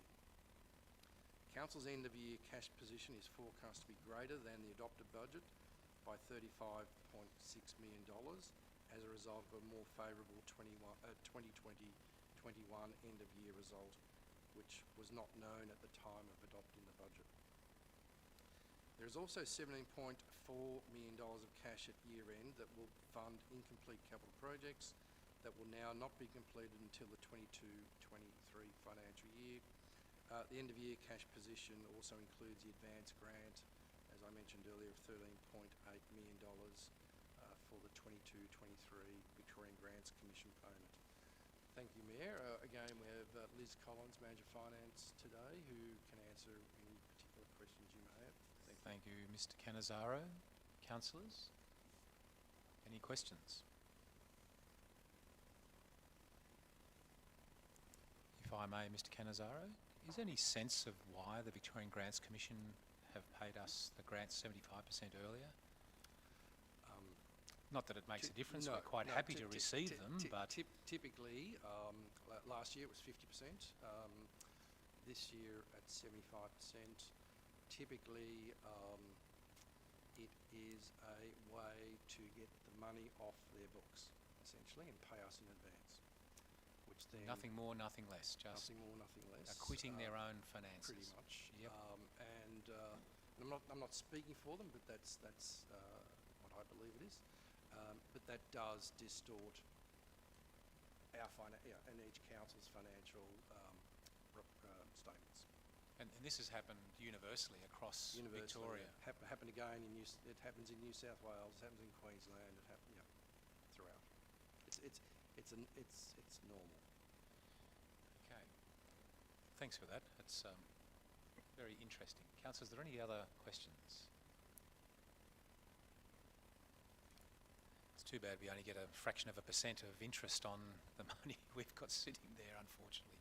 Councillors, if there are no further questions, there is a recommendation. Do I have a motion?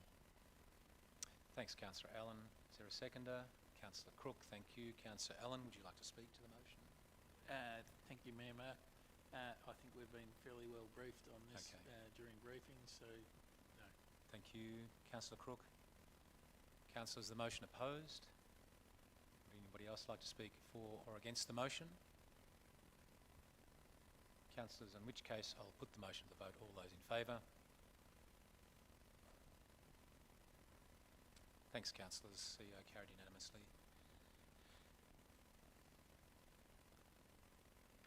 Councillors, we're on to item 5.3.4,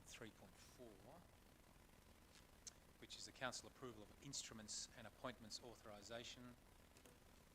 Mr Cannizzaro, we are still in your patch. Thank you, Mayor, and through you, Mayor. Councillors, before you is a report titled Instruments of Appointment and Authorisation to appoint council staff as authorised officers under the Planning and Environment Act 1987.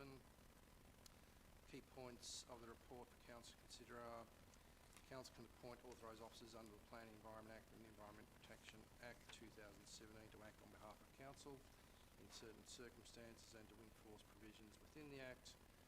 The report seeks to appoint 3 officers under the Planning and Environment Act and 1 officer under the Environment Protection Act of 2017. In addition, this report is seeking to revoke the appointment of 2 authorised officers who are either no longer working for council or who have been moved to a role that does not require them to be an authorised officer. Today with me, Mayor, is Ree Kent, Manager of Governance, who is available to respond to questions. So I present this report to you. Again, it's quite an administrative process in appointing and revoking officers. Thank you. Requires a resolution of council and that's compliance by the looks of it. Mr Cannizzaro, any questions, councillors? Thanks, councillors. There is a recommendation. Do I have a motion, please? Councillor Allen, Councillor Stowe, Councillor Allen seconded. Councillor Stowe, would you like to speak to the motion? No, thank you. It's just a procedural matter. Thank you. Councillor Allen. Great, thank you. I think you just turned yourself off. Something like that, doesn't matter. Is the motion opposed, councillors? Anybody else like to speak for or against the motion? Put the motion to the vote, councillors. All those in favour? Sorry, Mayor, I'd like to speak to the motion. Sorry, councillor I had my hand Buckley. up. We'll just stand by on that vote if we can, please. Sorry, councillor Buckley. Again, the lag in the system. I've got you over my shoulder, but go ahead. Look, I'm certainly for the motion, but I just wanted to make a special mention, Vale Jodie Pitkin. It's a terrible loss for her family and for all of her co-workers, and she was an amazing person. So I just wanted to you know, offer my condolences to her family and say what a great loss she is to the Shire. Yeah, thanks for those comments, That was all. Councillor Buckley. That's really appreciated and noted, and I think that those sentiments resonate through the whole organisation. Absolutely, really appreciated. Councillors, and sorry, Councillor Buckley. Councillors, I'll put that motion to the vote again for clarity. All those in favour? Thanks. Carried unanimously, councillors. On to 5.3.5, Council Quarterly Plan Progress Report. Peter, it's your show today. Thank you. Thank you, Mayor, and through you. Councillors, before you is a report which is seeking to endorse the Council Plan Progress Report for the third quarter of 21-22. The key points for you to consider today is that the Quarter 3 report covers the reporting period from 1 January through to the 31st of March 2022 and provides a high-level summary of major initiatives, strategic indicators and actions listed in the Annual Action Plan for 21-22. The Annual Action Plan is a companion document to the Council Plan of 21-25 as it identifies the actions that the organisation will take to implement the plan over the year. The major initiatives listed in the actual Annual Action Plan highlight the actions that represent significant high priorities. You will note, councillors, that for Quarter 3, 7 of the 10 major initiatives are on schedule, with the remaining 3 behind schedule, and teams are working through that to bring them on track. Some key highlights from the major initiatives include the development of asset management plans for 7 of Council's main asset classes are progressing well, and including some community engagement. Waste minimisation action plan is going through an internal review and process. The draft strategy and action plan have been developed and are due to be released for public consultation shortly. Also, work is continuing on the customer experience strategy to start to look at a new customer response methodology and approach and system.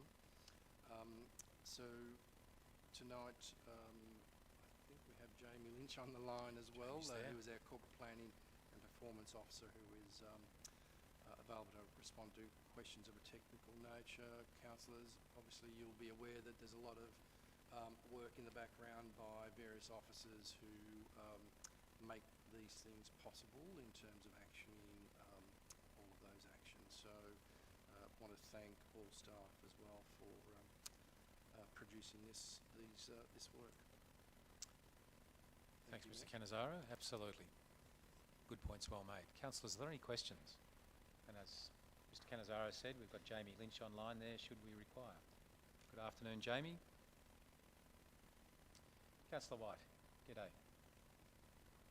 And then Councillor Buckley. Jamie, is this report current to the stage where there's discussions around reducing services to rural and remote areas of the Shire? Could you answer that, please? Thank you, Councillor White, and through you, Mayor. So this report is up to 31st of March 2022. So it's focusing on what has happened. So any future indication or plans to go ahead won't be noted in this report. Councillor White, just a point of clarification. To what are you referring in terms of the reduction in services to rural and remote? It's the council plan that we're dealing with?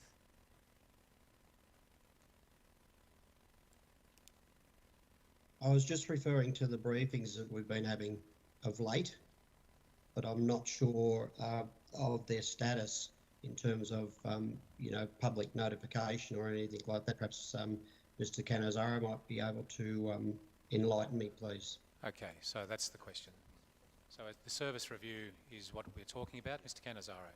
Yeah, thank you, Councillor White, and through you, Mayor. So I think you're talking about the service review, Councillor White, with respect to the service centres and libraries, which you as meeting council have authorised us to go and consult on, and that's what we're about to do. So we're planning that consultation process at the moment, and that will be through the sort of May-June period where we will consult with the community, and that is far and wide. So we will be in the main townships seeking feedback on that, on the 6 recommendations of the service review. Thank you. Thank you, Peter. So obviously that would be in the next quarterly review, possibly. Thank you, Councillor White, through you, Mayor. It may not. I would suggest it would be the following one. Third quarter, maybe. Or the one after that, depending on the type of feedback and the analysis we need to do, and then the machinations of bringing it back to councillors for consideration, then through a formal council report for determination. Good. John, thanks for the question. Thanks for the clarification, Peter. Councillor Buckley? Oh, yes, thank you very much. And I just lost my page, one moment. That's all right. Okay. So my question is to Jamie. I'm just curious, in regards to implement the customer experience strategy, it says it's on schedule and work is underway to implement a new customer response system to report on customer interactions. Yep. Can you explain to me just very briefly how that process works and what is the expected outcome of doing that strategy? Yes, thanks for the question, Councillor Buckley, and through you, Mayor. So the customer experience strategy is all about that, improving the customer experience interaction with council officers. So currently, quite organisation-wide, looking at a new program called Civica, which there is a specific customer response module. So that's a way that we can track customer interactions when someone contacts council around responsiveness, the feedback provided, and if there's any closing of the loop needed as well. So it's a way that the online system can use to track that customer response and interaction with the community. So it's very much a way that will improve that interaction experience for the community when contacting council. Thank you very much, Jamie. Thanks for that question. So that's is known as a CRS, is that right, Mr. CEO? CRM. CRM, thank you. Excellent. Thanks for that question, Sonia. Councillor Uri? Thank you, Mr. Mayor. I wondered if I could ask for a bit of explanation. It mightn't be from you, Jamie, it might be from somebody else, I'm not sure who, about the arts and culture strategy and and how it actually fits with our economic development strategy, which we're also working through at the moment in terms of timelines and expectations. Fiona? Happy to take this one. Thanks very much. Through you, Mayor. Yeah, thanks, Ms. Weigel. Go ahead. So the arts and culture strategy, we had a discussion with the councillors around the brief that we had put together to seek suitably qualified consultants to work with us. That has now gone out to the marketplace to seek consultants, and so we'll commence this quarter. So we're hoping to have something to bring back to you in the next little while as the beginning of that process. It is a process that will take a little while to work through because we want to make sure that we've got good engagement both internally and obviously externally with our arts and cultural communities and the broader community. Thank you. Could I just ask another question Absolutely, about how the arts and culture strategy will fit with the economic development strategy, please? If we think about, thank you, and through you, Mr. Mayor again, if we think about having three main guiding strategies, being the economic strategy, the environmental strategy and the health and wellbeing plan, all three of them have aspects that allude to arts and cultural activities or the need for a focus on those activities.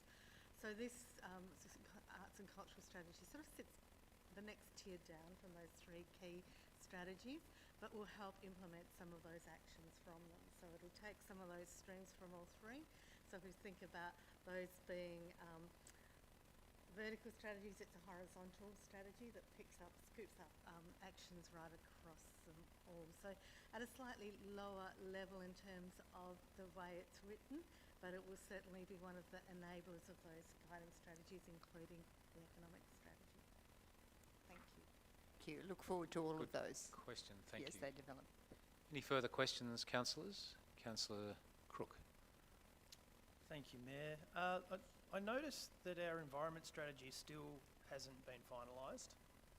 There are a number of important actions under that strategy that underpin a lot of our work, particularly on climate change, and in particular I note that one of the actions here is to adopt greenhouse gas emission scenarios for 2050 and identify actions and targets to reduce climate vulnerability.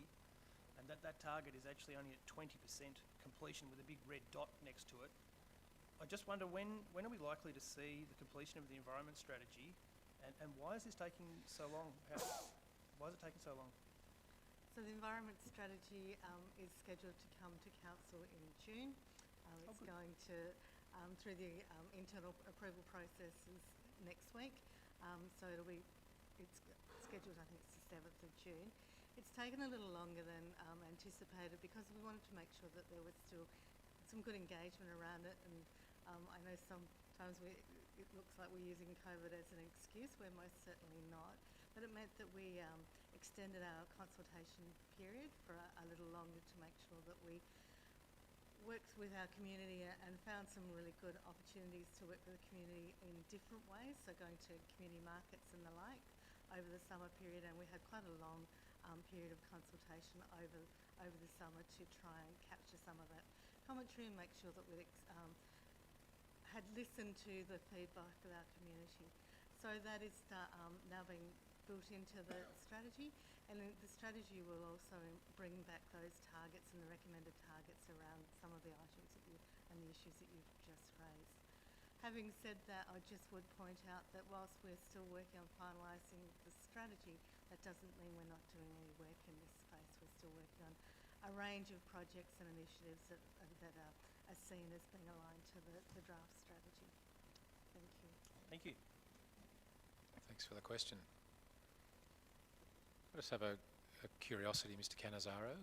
We've spoken a lot in this meeting already about community consultation, and we have a community engagement strategy as well, and a lot of our communities are involved in community recovery committees, so there's a lot going on in our committee. Do we have a sense of how community is coping with engagement? Is there engagement fatigue? Are people tired? And how do we tread carefully and get the most from our communities when that could be the case? Yeah, thank you, Mayor, and through me. I think we've got to be careful around engagement overload as well. But certainly there are some really key documents that I feel are important to release and get that feedback. And at times they do have to go out almost concurrently as well, and that's unfortunate, but that's the way it does fall on occasion. But I think we are getting good community engagement across a lot of the works and initiatives that we undertake. So whilst there might be fatigue, I still think it's important, and the community wants to be engaged, and we heard that in our yesterday, I think it was, at one of our community meetings.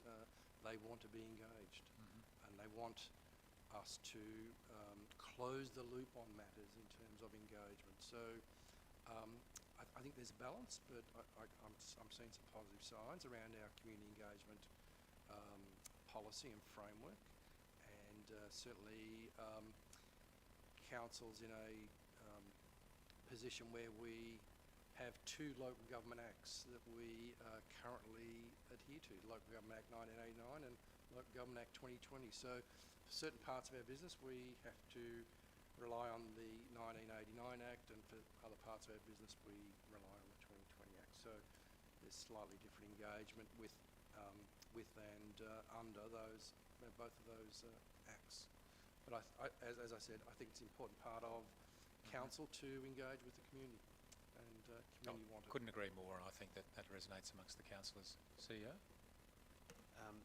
Thank you, Mayor. And just to add it, in addition to Mr. Cannizzaro's comments, Jamie may wish to add something here as well, but I think it's one of the things that we've committed to as well is making sure we don't continually go back to the community and ask the same question, particularly around the data, sort of data collection type questions. So there was a significant effort made when we did the original council plan to pull together all the data that council had in sort of, on record, if you like, on file, and utilise that as opposed to going out and asking those same questions.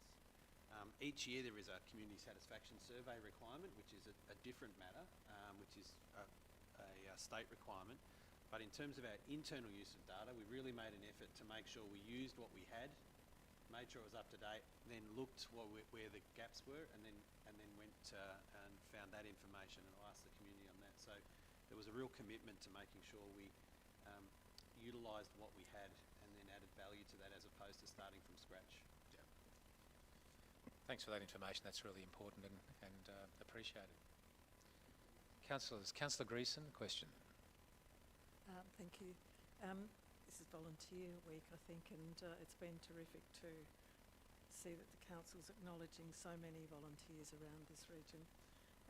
This Action Code 1.3.3, Improve Online Customer Experience to Enable Access to Current Information, is noted to be on hold, and I'm just not sure whether the last 6 weeks might have changed that or not, but the proposal to support the implementation of My Community, can someone talk to that? Why is it on hold? Is it still on hold? May I ask Jamie to respond to that? Did you hear that question, Jamie? Stuart has that now. Stuart, great. Thank you, and through you, Mayor. The intention is still very much to continue with that platform. There has been a slight delay as we secure funds and make sure that we are going to be able to not just implement it, but continue to implement it over time. But certainly the intention is to continue to do so. Councillors, thank you for the inquiries there. Are there any further questions? I would just like to note and appreciate, Jamie, again, the presentation of the quarterly report, and the photograph on the front page is at Mallacoota, and it's Paul Kelly at Mallacoota. So again, nice job, well chosen, very timely. Thanks, Jamie. What a great concert, and those of us who are here at that concert will remember what a great night it was. Councillors, there is a recommendation. Do I have a motion? Councillor Uri, thank you. Councillor Crooks seconding it. Thank you. Councillor Uri, would you like to speak to that? Yes, just briefly. This is such an important report that we receive at the end of each quarter because the council plan is so foundational to the work of council. So it's great to have it. It's great to have an opportunity to ask those questions, and we always look forward to the next one. Yep. Thank you, Mr. Councillor Crook. Is the motion opposed, councillors? Would anybody else like to speak for or against, to or against the motion? Thank you, councillors. I'll put the motion to the vote. Then all those in favour? Thank you, councillors. CEO, carried unanimously. Councillors, an important matter is in front of us now, and that is our draft sexual harassment policy, item 5.3.6. That's on page 55.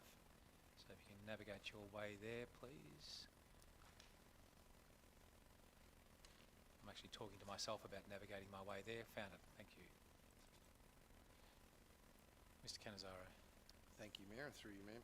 Councillors, before you is a report titled the Draft Prevention of Sexual Harassment Policy, which is presented to you tonight with some recommendations around the adoption of the new Prevention of Sexual Harassment policy that's provided at Attachment 1, and also for you to note that there is a set of procedures that have been developed to support the policy.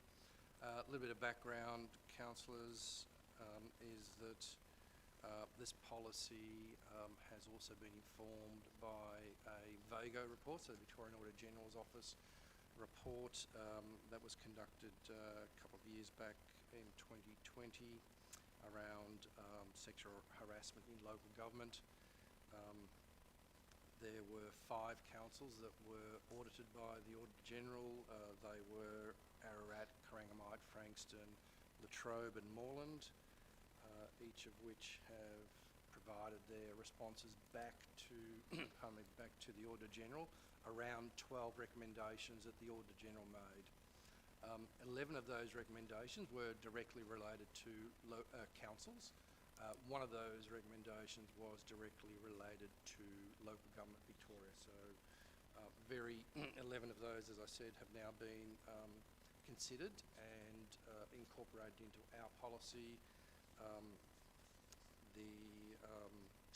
So there was also a public sector-wide survey which attracted 9,939 responses from 75 councils. So quite a detailed survey around all manner of things, and again a fantastic response which informed VAGO's thinking, observation, and then ultimately the recommendations that they presented. So I'm happy to present the report tonight, councillors. Happy to respond to any questions you may have. Mr Cannizzaro, thank you. Councillors, are there any questions? Councillor Uri. Thank you. Mr Cannizzaro, do you have in front of you, I wonder, any data around the frequency of sexual harassment in local governments? I know when I read those figures I was quite horrified, but I don't recall what they are now. It's quite prevalent. I do have to look it up. Okay, that's fine. Well, maybe we don't need that. I just know, thank you, that it was pretty prevalent. Yes, it yeah. was. Councillor Uri, thanks. Councillors, any further questions? I do have a response if you like. Oh, thanks, Mr Cannizzaro. Quick on the figures. Sorry, I was so slow. Of the 9,939 survey respondents, Councillor Uri, 28% experienced sexual harassment, so that's 2,807 of the 9,939 respondents.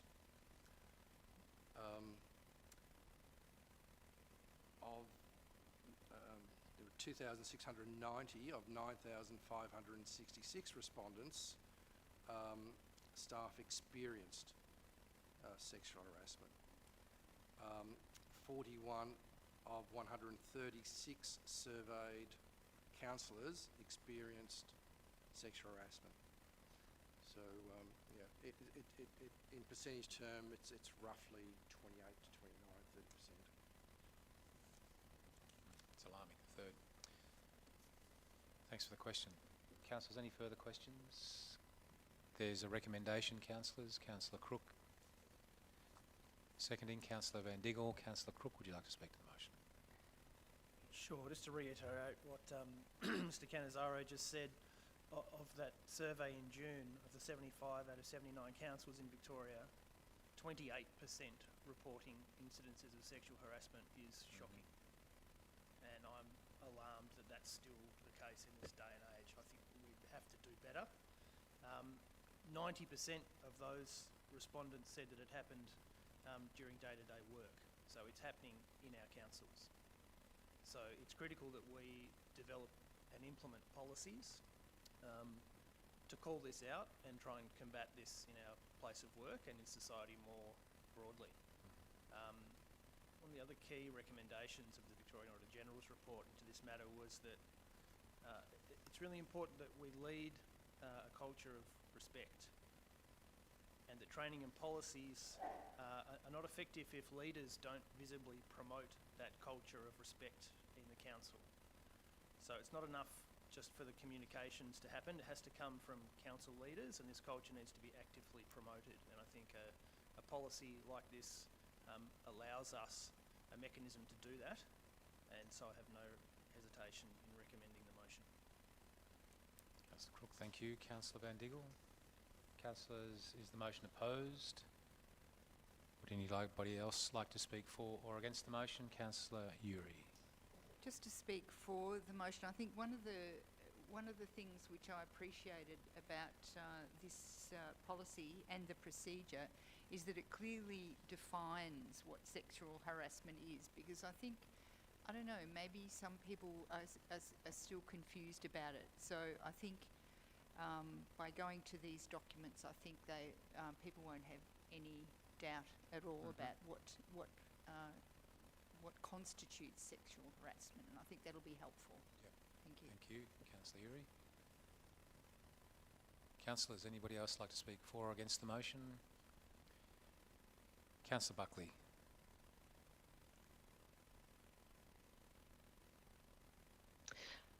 Yes, look, thank you, Mayor. I'd like to speak for the motion.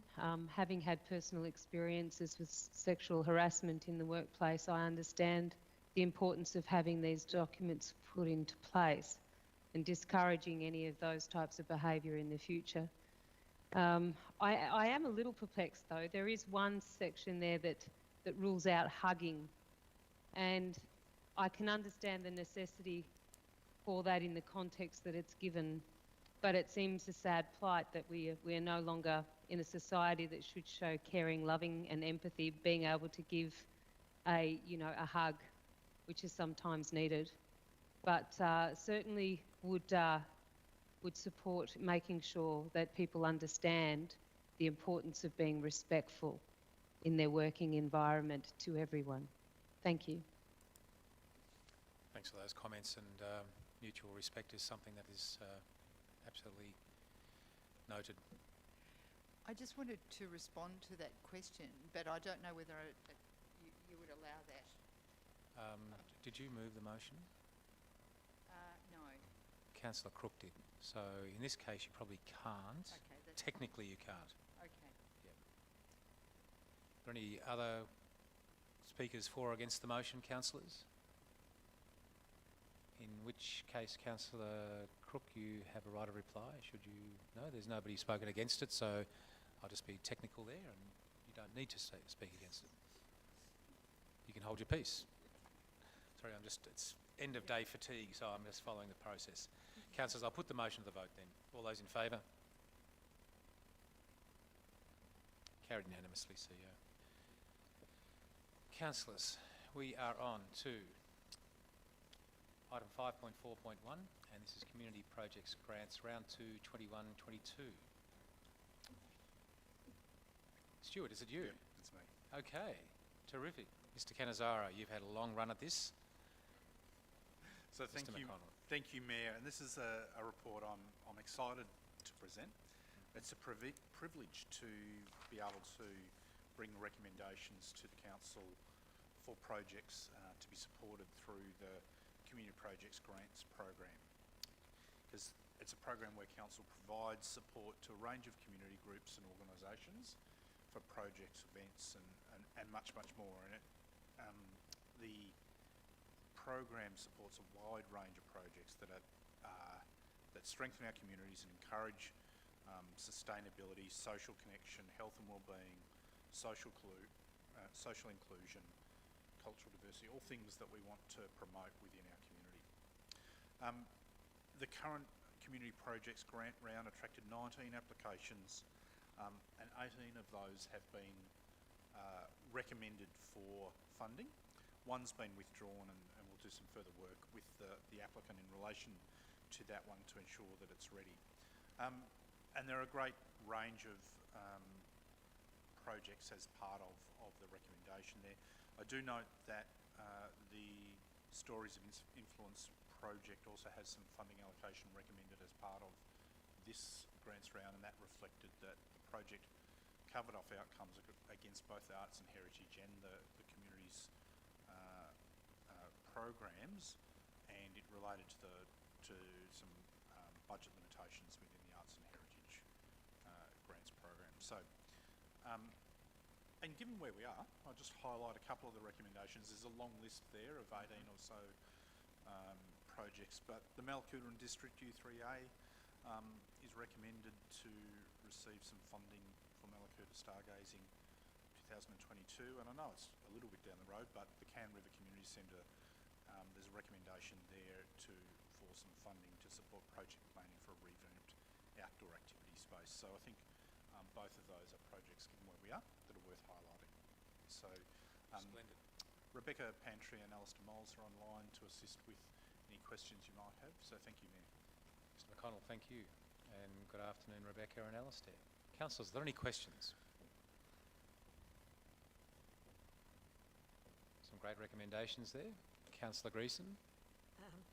Stuart, can you describe what Empower Her East Gippsland is about? It's a great title. Thank you, Councillor Grecian, and through you, Mayor. I might ask Rebecca Pantry if she's able to assist with a little bit of detail on that project, the Empower Her project. So the Empower Her project is about connection for local women in the business and agricultural communities to come together and network and build skills. So they invite guest speakers and trainers in for those sessions, and they happen across East Gippsland. Sounds great. Thanks, Rebecca. Are there any further questions, councillors? I don't see any, so in which case there's a recommendation. Do I have a motion, councillors? Councillor Greason, Councillor Stowe, was that you scratching your chin or seconding the motion? Scratching my chin, Mayor. Councillor Uri then. Councillor Greason, would you like to speak to the motion? Oh, not really, thank you. It is, as Stuart explained, it's a terrific range of projects across a lot of our towns, so I think it's well worth supporting. Thank you. Thank you. Noted. Councillor Uri? Yes, just to say that with hearing from our place managers over the last few weeks and then being in community, the thing that, and I might have mentioned this before, excuse me if I have, the thing that strikes me is that resilience is the importance of building resilience before a disaster happens. And I think by funding these projects, from fly fishing to golfing to dog obedience to a community fair, that's how people connect, and that's how they build connections. So it's just really pleasing to see all these projects that we can successfully fund. Couldn't agree more, Councillor Uri, about making those connections, and communities that are joined up fracture more. It's more difficult for them to fracture in difficult times. So it's a great investment. Would anybody else like to speak for or against the motion, councillors? Thanks, councillors, in which case I'll put the motion to the vote. All those in favour? Thank you, councillors. See ya. Carried unanimously. Councillors, we're on to, that was penultimate. I suspect, yes it was, and we're on to the last item, which is 5.4.2, which is a planning permit application, which is that multi-storey building, multi-lot subdivision and reduction in car park requirements, 4 to 6 Devon Road, Paynesville. And there are 3 speakers who are joining us this afternoon. And we have Robert online as well, and I dare say we may have some other planners. I'm not sure, Stuart, they may if required, but for the moment, and first up we are going to hear from the speakers. Is that correct, Anthony? Correct. Great. So we'll just wait for our officers to bring them online. So who have we got today? Tim Rees is our first speaker. Yep.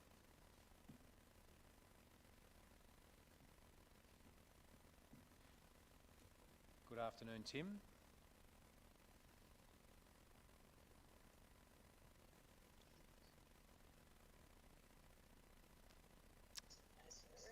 G'day there, Tim. Mark Reeves here. Hello. Hello, Tim. We're at Genoa Hall and we've got the councillor group and you have the floor.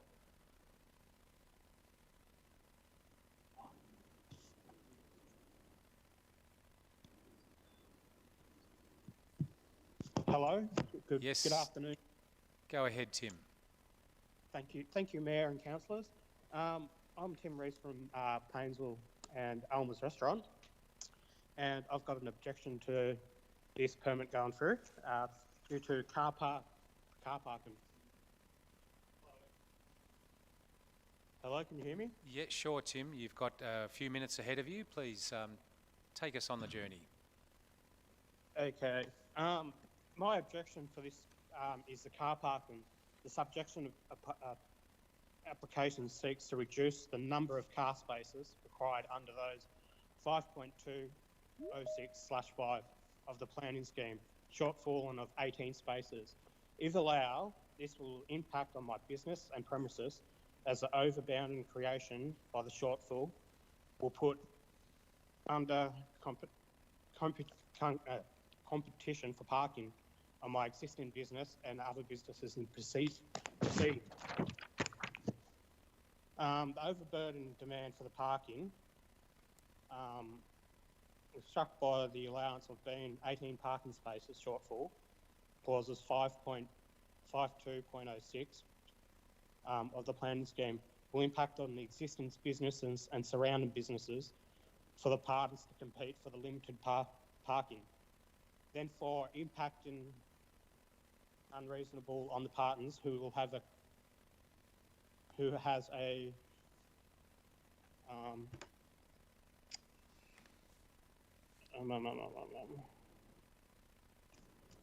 they struggle because there's senior citizens down here and such. They'll be like finding it really hard to get back of parking places and such. Fleischer Street and Gleeson Reserve parking, we normally direct the tourists to go there because there's no hour parking limit there when they go over to Raymond Islands. If you don't put in the amount of parking as required, this will force the tourists to park out the front of the businesses and take away parking from the customers around this area. Business owners and workers park in the 44 car park opposite the new development centre in Devon Road, where you want to put it, at Fleischer Street, Area W, I believe it is. A lot of workers park around that area.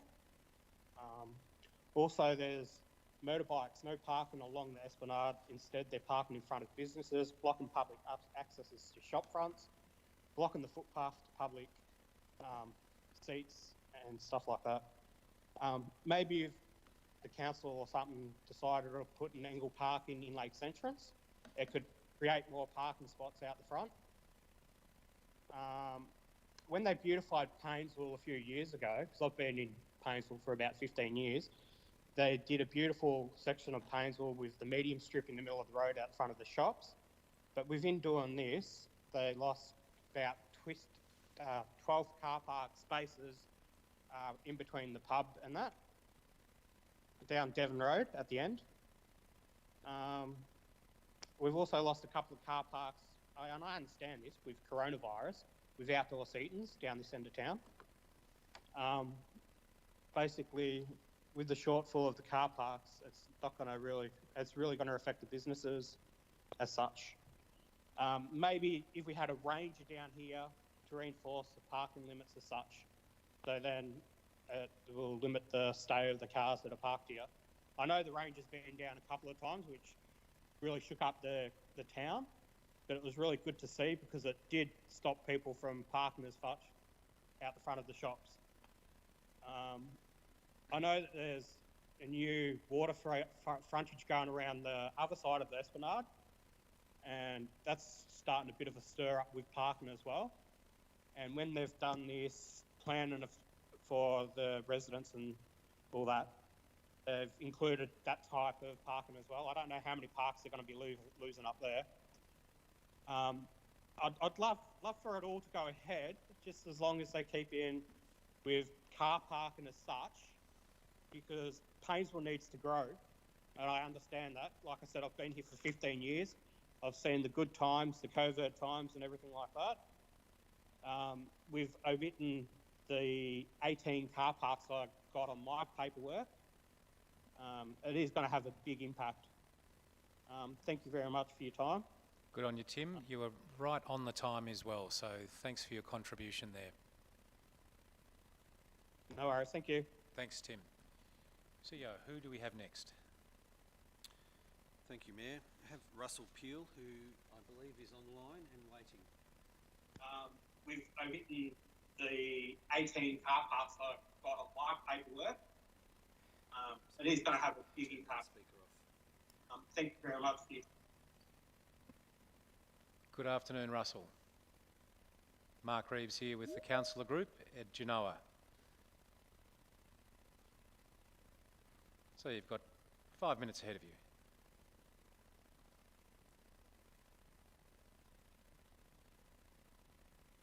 Hello, Russell. If you're ready to go, you can unmute your microphone and we're ready to hear from you. Okay, sorry, I've just had the YouTube on the other camera. Can you hear me now? We've got you loud and clear. 10 out of 10. Go ahead. Okay. Thank you for the opportunity to speak this afternoon. I hope I'm not wasting your time because I have only one concern about this proposal, and that has to do with height. I know that council officers have made recommendations to council. I don't know what they are. They weren't sent to me. So if council officers have already made a recommendation that the height request would not be permitted, but nevertheless the thing could go ahead, then I have no objection. However, in the understanding at the moment that the proponent has applied for a 5-storey development, and knowing I was involved over a decade ago in a lot of community consultation in Paynesville about a proposed 5-storey development along the canal on the Webster site. And at that time, a strong decision of those involved was that council should not, Paynesville should not allow development over 3 storeys in height to maintain the village nature of the town. And I think it's built into the town plan, and it says something to the effect that no more than 3 storeys, and even then the 3rd storey should be set back from the streetscape. So that's in my understanding, that's in the town plan. That's what I thought council had agreed would be the nature of future developments in Paynesville. So I was very disappointed to see that this proponent has apparently just overridden the previous wishes of the residents and pushed for a 5-storey, which I would submit to councillors, if is allowed to proceed, will mean that it would be very difficult to stop any future applications, and that would mean an extreme change in the whole nature of the relatively small village character of Paynesville into a semi-urban environment. So I very strongly request to councillors they consider that the community did push 10 years ago for a limit of 3 storeys. Developments since then have been 3 storeys, and development in the future should remain at 3 storeys, so that Paynesville retains as much as possible of its village character. Russell, thanks for your contribution. Appreciate it. Thank you. Thank you for the opportunity to talk with council. No, much appreciated. Thanks very much. Anthony, and who is our 3rd speaker? Thank you, Mayor. The 3rd speaker was to be Kate Young from Crowther and Sadler. They are the consultants supporting the applicant. She's unavailable this afternoon. She has written a letter into the Mayor and councillors, which is broadly it is in support of the application and talks about her experience in putting this application together. So just for community's information, that letter has been circulated to the councillors, as she wasn't able to be here to speak to it.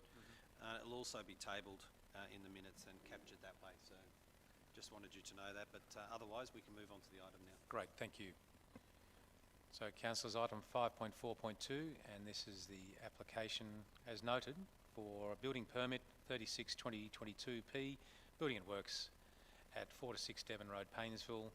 And Stuart, are you taking us on the lead, or will we defer to Mr. Pringle? Thank you, Mayor. I'll take the lead for the time being. As you noted, Mr. Pringle's online and will be available to assist with questions later as required. Councillors, before you use a report seeking endorsement to issue a planning permit for buildings and works, a multi-lot subdivision and a reduction in car parking associated with the development at 4 to 6 Devon Road in Paynesville. There are a few points I'd like to bring to your attention. So firstly, a process one. The proposed buildings and works are exempt from notice and review by third parties due to the zoning and the particular provisions that provide for such exemptions. As the matter was considered as being a significant proposal and the nature of it, Council request firstly that the applicant lead consultation with community, and then secondly, Council officers provided an opportunity for members of the community to provide feedback through our Your Say website. Importantly, this feedback needs to be treated as a submission. I just make the technical difference of a submission and an objection, because where there is an objection, it's usually associated with someone that has those third-party rights, which would also give rise to rights of appeal to VCAT, which don't apply in this case for third parties. So I just make that distinction between a submission and an objection, which you'd be more familiar with in other planning matters. So a total of 23 submissions were made, were received from the community. 12 of those supported and 11 opposed the proposal. So it's fair to say that given the significance of the project, there is a range of views in the community. It's probably unusual for that number of submissions of support to be received. I'll note that. The proposal's been assessed against the relevant provisions of clause 58, which relates to apartment developments in the planning scheme, and any issues that have arisen from that have been resolved in setting appropriate permit conditions, etc. There were a number of specific issues that were raised. Most notably of those was the height and the bulk of the proposal, as has been raised by Mr. Peel. That matter has been stepped through in some with some care in respect to the previous strategic planning work that's been done for the Paynesville community and the guidance that provides. Overall, it's been considered that the proposal meets the objectives of the policy, in that the proposal will not overshadow the foreshore and other public areas significantly. The proposal is set back from the frontage of the esplanade, and that's significant. That setback significantly reduces the visual impact from some important sight lines from the foreshore and from the lake. There is information presented by the applicant in terms of the expected visual impact, and that's presented in the documents that you have. The key area that is acknowledged is it will be a significant visual impact when standing in Gilsonan's Reserve, which is understandable because it's immediately adjacent without any screening. The proposal is well articulated in that it's set back and steps back from the foreshore area, and there's also greenery which is significant in softening the visual impact of the proposal and will be maintained. The other item that I just draw attention to and that was raised was the issue of car parking, and one of the things that officers requested was additional specific evaluation of the car parking impacts. There is significant car parking, particularly around the rear of these the properties that are along the esplanade in Paynesville, and we asked for some particular survey work to be undertaken to understand the level of utilisation of that car parking, and that period, that was during February and March, and we deliberately requested also that include two of the busier weekends, being the Paynesville Music Festival and the Marley Point Yacht Race. So there were other busy weekends in Paynesville as well, but they are two significant weekends. So I think that information is again presented in the documents that you have. I think probably just a couple of snippets from that just to illustrate the indication there. Occupancy of the available car parking exceeding 80% only occurred on about 5% of the time. So it's a relatively small amount of time that getting towards most car parks were occupied, and the average occupancy of that car parking across the town centre area was in the range of 22.9 to 35.1%. So to give you an indication of what that average occupancy is, there is significant car parking in that area to the rear. So the assessment and the recommendations in relation to car parking in the report you have in front of you is informed by that work that's been done. So overall, this infill development meets state and local policy objectives regarding the diversity of housing, infill development, mixed use in town centres, and for those reasons it is strongly recommended that a permit is approved subject to the carefully considered conditions that have been attached to the council report. As I mentioned, Rob Pringle is available to assist with any questions, and the report is presented for your consideration. Thank you, Mayor. Mr McConnell, thank you for that overview. Very thorough indeed, and the background. Councillors, are there any questions? Councillor Uri. Thank you, Mr Mayor. I was reading Kate Young's submission to council, her letter, and she refers to a number of sustainable elements that the building now has. I'm not sure whether they were there from the start, but anyway, they're there now, including electric vehicle charge points. We knew about the solar panels, I think, and so on. But what my question is do we have a system similar to a STAR system to measure the sustainability of a building? I think we do have one for residential buildings, for individual residential buildings, but I wondered whether we have one for a multi-residential building, 5-storey, like this one, please. Thank you, Councillor Uri, and through you, Mayor. Yes, there are companion rating systems for high-density development. That's not necessarily part of the planning assessment, but it would be something that would need to be accomplished for the building permit process. For the building process, I see. Okay, so we don't know. The applicant hasn't advertised or hasn't disclosed or hasn't had the rating done, or we don't know about it at this point. That's correct. Okay, thank you. Thank you. Councillor Uri, Councillor White, then Councillor Buckley. Thank you, Mayor.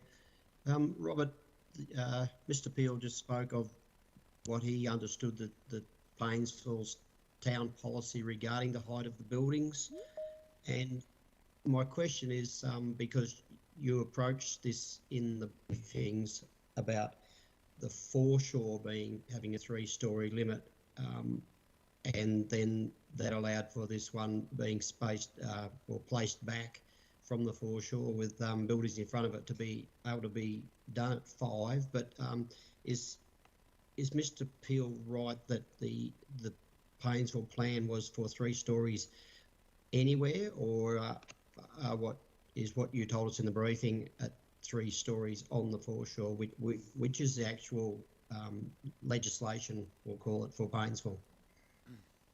Thanks, Councillor White. Thank you, Councillor White, and through you, Mayor. I think in response to that, there was definite discussion at the time of creating the Paynesville Town Centre about the preferred character, and in our policy for the Paynesville Town Centre adopted into the planning scheme, it talks about the village character. There is a decision guideline in that policy suggesting that we look at the sort of 2+1, 2 above and above the shop fronts at the ground level, but it does talk about the foreshore. So in our interpretation of that policy, we have to look at, it's not legislated, it's not a height limit. There's not a control in, say, the commercial zone that applies that says the maximum height is going to be this, like we have in other controls in the planning scheme. So in this case, it is something that we consider, and we consider each case that will come forward to council on its merits. And I think what we've presented to you is an assessment that overall the visual impact and the overshadowing and the articulation assessment is that it will broadly fit in within the character of the town streetscape. It will not be visually dominant from the lakeside or from the Macmillan Strait or from the footpaths as we walk along the Esplanade. Yes, there will be a significant visual impact change from the Gilson's Reserve, and the policy talks about the area where the overall policy is to apply, but doesn't make specific mention that it is a policy to restrict the height across the entire settlement. So perhaps that's a failing of how the policy was set, but it will always be a policy and not a absolute restriction. And I think what we're looking at right now is our competing interests of balancing economic needs, diversity of housing needs, and overall we believe that this is a suitable proposal for the site in its context.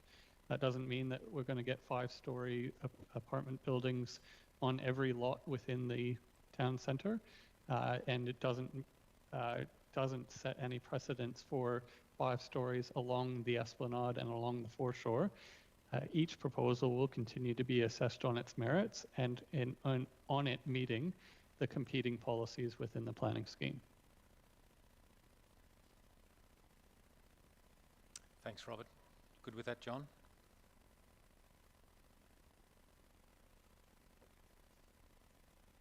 Was on mute, sorry. No, that's good. That was the answer to my question. Thanks, Robert. Good on you. Thank you. Councillor Buckley. Yes, thank you, Mr. Pringle. I suppose I have a little bit of a difference of opinion in what sets a precedent. I think once a building's constructed of, 5 levels, then one's there, and that will create the interest for perhaps other developers to do the same. And I do believe that Paynesville has a really beautiful little town, sort of seaside villagey type feeling to it. So I'm a little bit apprehensive in that regard. However, I do understand the importance that we're facing in regards to housing shortages. So my question to you is, how many new people will be attracted to buying these, these units, etc.? How many more people will come in? And it's within walking distance to some of these businesses, because obviously it's a legitimate concern about, having car parks gone. Businesses always rely upon car parks, but will that be mitigated by people walking into town to get their takeaways, that sort of thing? So that's one question. And secondly, is there going to be, in future development, more encouragement for bicycles and those types of things to come into the area, and also, provision to mitigate motorcycles, etc., parking on the footpath? So there's a bit in that, but if you could just answer some of those questions, that'd be great. Thanks, Councillor. Thank you, Councillor Buckley, and through you, Mayor. I think in relation to the discussion about precedent, yes, approval of one will spark interest, but we will continue to assess each proposal as it comes in, and I wouldn't say that just because we have approved one, will we absolutely approve the next one. Like especially if we had one come in that was a flat face of a wall fronting up against the esplanade, you can be certain that we would have a lot to say to the applicants in that case, and be looking at the design, the implementation, but wouldn't be held to, you've done it for these guys, why won't you do it for us? That is not what the planning policy and the planning scheme framework requires us to do. It's not about who gets in first and sets the precedent in all cases. It is an individual assessment of the proposal. In relation to discussion about car parking and the prevalence of perhaps cycling as an outcome, I see this as an area where absolutely the lifestyle choice of an individual or a family, etc., may definitely be a 1 or 0 car household. Obviously there's still a lot of things that you need to access that aren't currently on offer in Paynesville. Yes, there is a bus service close by. It's, the frequency and the duration of service during the day isn't, 100% at the moment. But there is the option and the opportunity for improvements. The current proposal provides for adequate bicycle parking facilities. both for residents and for guests and the commercial properties. There's also storage areas allocated to each unit where additional cycles or what have you could be on offer there. And the other thing that the proposal does is it caters for a diversity of family units or singles. There are 4-bedroom units. There are a single bedroom or 2 units in the proposal. So we're likely to see those filled with that diversity, and there very well may be young professionals who buy into the property whose lifestyle reflects the future of transportation in more sustainable methods. If you could just remind me of the last point that you were trying to raise there. Yep, thanks. Yeah, how many people would be if all the units sell, and how many people will be then Paynesvillians? Just from a business perspective, how many extra people would businesses likely to be catering for? Thank you for clarifying that. Look, we have 30 apartments proposed, and those range from as I said, the 1-bedroom up to 4-bedroom units.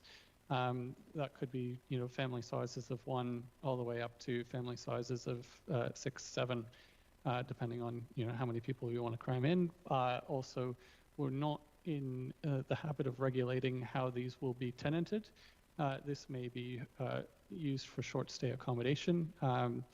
And look, for the purposes of the planning scheme at the moment, we don't regulate, say, the Airbnb use or even a holiday home through the conventional, agent at the local real estate agent.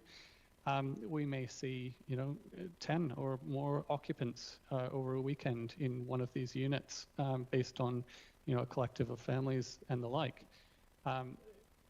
That means we will have a variety. So from the 30 units, we could see conservatively, 120 or so people accommodated in the building over a popular weekend. It may be less than that. So, yes. Thank you, Mr. Pringle. Yeah, we do anticipate that there will be an economic driver as a result of these people within the town centre walking, not taking up car parking spaces that they might otherwise want to come to Paynesville and visit. This puts them in the centre of all the action. Thank you. Good. Thanks for the question, Sonia. Mr. Pringle, thank you. Councillors, any further questions?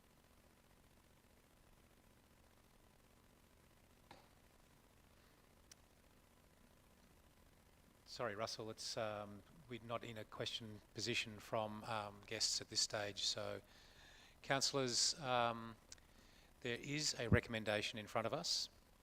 Do I have a motion? Councillor Greason, Councillor Allen seconding. Councillor Greason? I support the motion. Paynesville's forecast to grow by about 50%, up to about 10,000 people in 2040, and it's already very short on accommodation, both permanent and holiday. I think we're going to have to start looking at proposals like this a lot more often across the region. I think personally I find the design elegant, and the top 2 stories being set back mean that then it's not a great big building that's standing out. I think it's it's clearly going to be visible, but I think it respects the character of the area, and I think it'll actually be an asset to the town and draw people to it. So I support it. Thank you. Councillor Greason, thank you. Councillor Allen? Thanks, Mayor Mark. Look, I think that it's going to be a great development for Paynesville, something that is needed.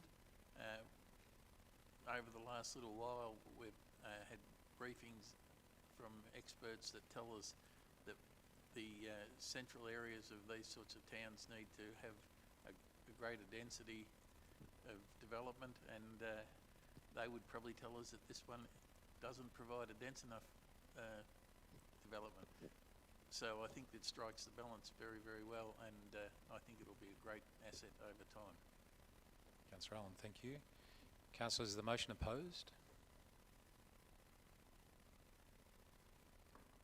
Would anybody else like to speak for or against the motion? Councillor Uri. Thank you, Mr Mayor. I do have concerns about the height of this building, and I note that there are still a few concerns from the community. I know that our role is to assess this application with regard to, with some regard to community sentiment, and I think for me that sounds as if it's reasonably positive. But we also need to have regard for the planning matters as well. So the height matter I have questioned, and I'm somewhat reassured that those guidelines that, and there has been some discussion about this already, but those guidelines which describe the character,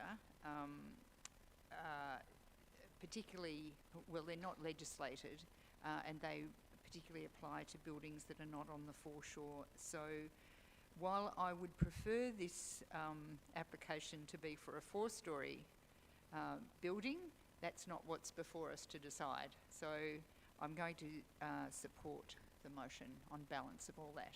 Thank you. Thanks, Councillor Uri, for sharing your considerations and thoughts there. Councillor Crook. Thank you. Yes, I share those concerns of Councillor Uri. I've processed concerns here. It's obviously not a piece of legislation that says you can't build a 5-storey building in Paynesville. It's been described as a decision guideline. And it's a decision guideline that came about after fairly extensive consultation with the community some time ago. So I'm concerned that we're not giving due credence to that, and that we're building a building of 5 storeys in a place that will effectively set a precedent that will likely change the nature and the character of Paynesville itself. So I'd just like to acknowledge that. However, by the same token, I understand the alternative to taller and higher density buildings is lower and more spread out development. We don't have really the luxury of that in Paynesville anymore. Most of the appropriate land has already been developed, and the rest of it is largely earmarked for further development already. So I appreciate that there is a need for greater density in our developments in the town centre, because it provides an opportunity for people to live and work there and not be so car dependent, if nothing else. So I'm going to support this development, but I share those concerns around the height, and I too would like to see it lower, possibly with an underground story or something like that. But as Councillor Uri pointed out, that's not actually what's before us. We're not the developers, and we have to consider these decisions on their merits. And I think this development has some, notwithstanding my concerns around the height and the process that the decision has come about under. Thanks, Councillor Crook. Councillor White, you have an opportunity to speak for or against the motion. Thank you, Mayor. I applaud the developers and believe this to be visionary.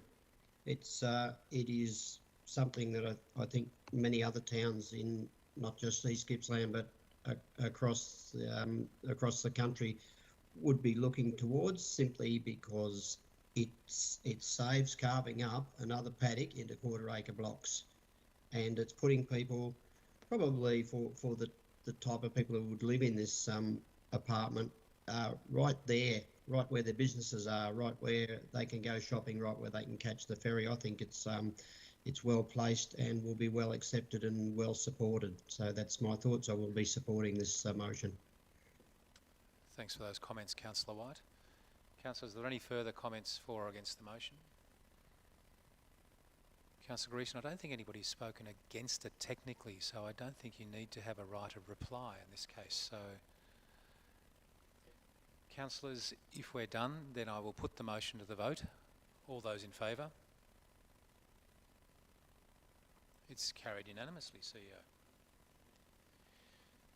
Councillors, that draws to the end our meeting. I don't think there is any urgent or other business noted, CEO.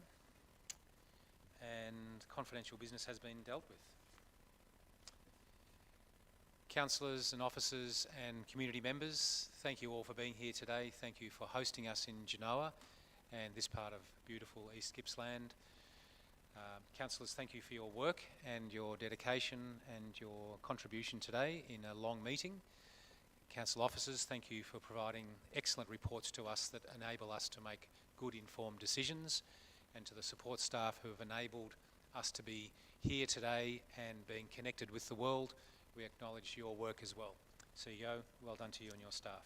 Councillors, thank you, and I'll declare the meeting closed now at 4:16 because I reset that clock up there before we started. Safe trip home, councillors. John, Sonia and Trevor, thanks for joining us this afternoon. Travel well. I hope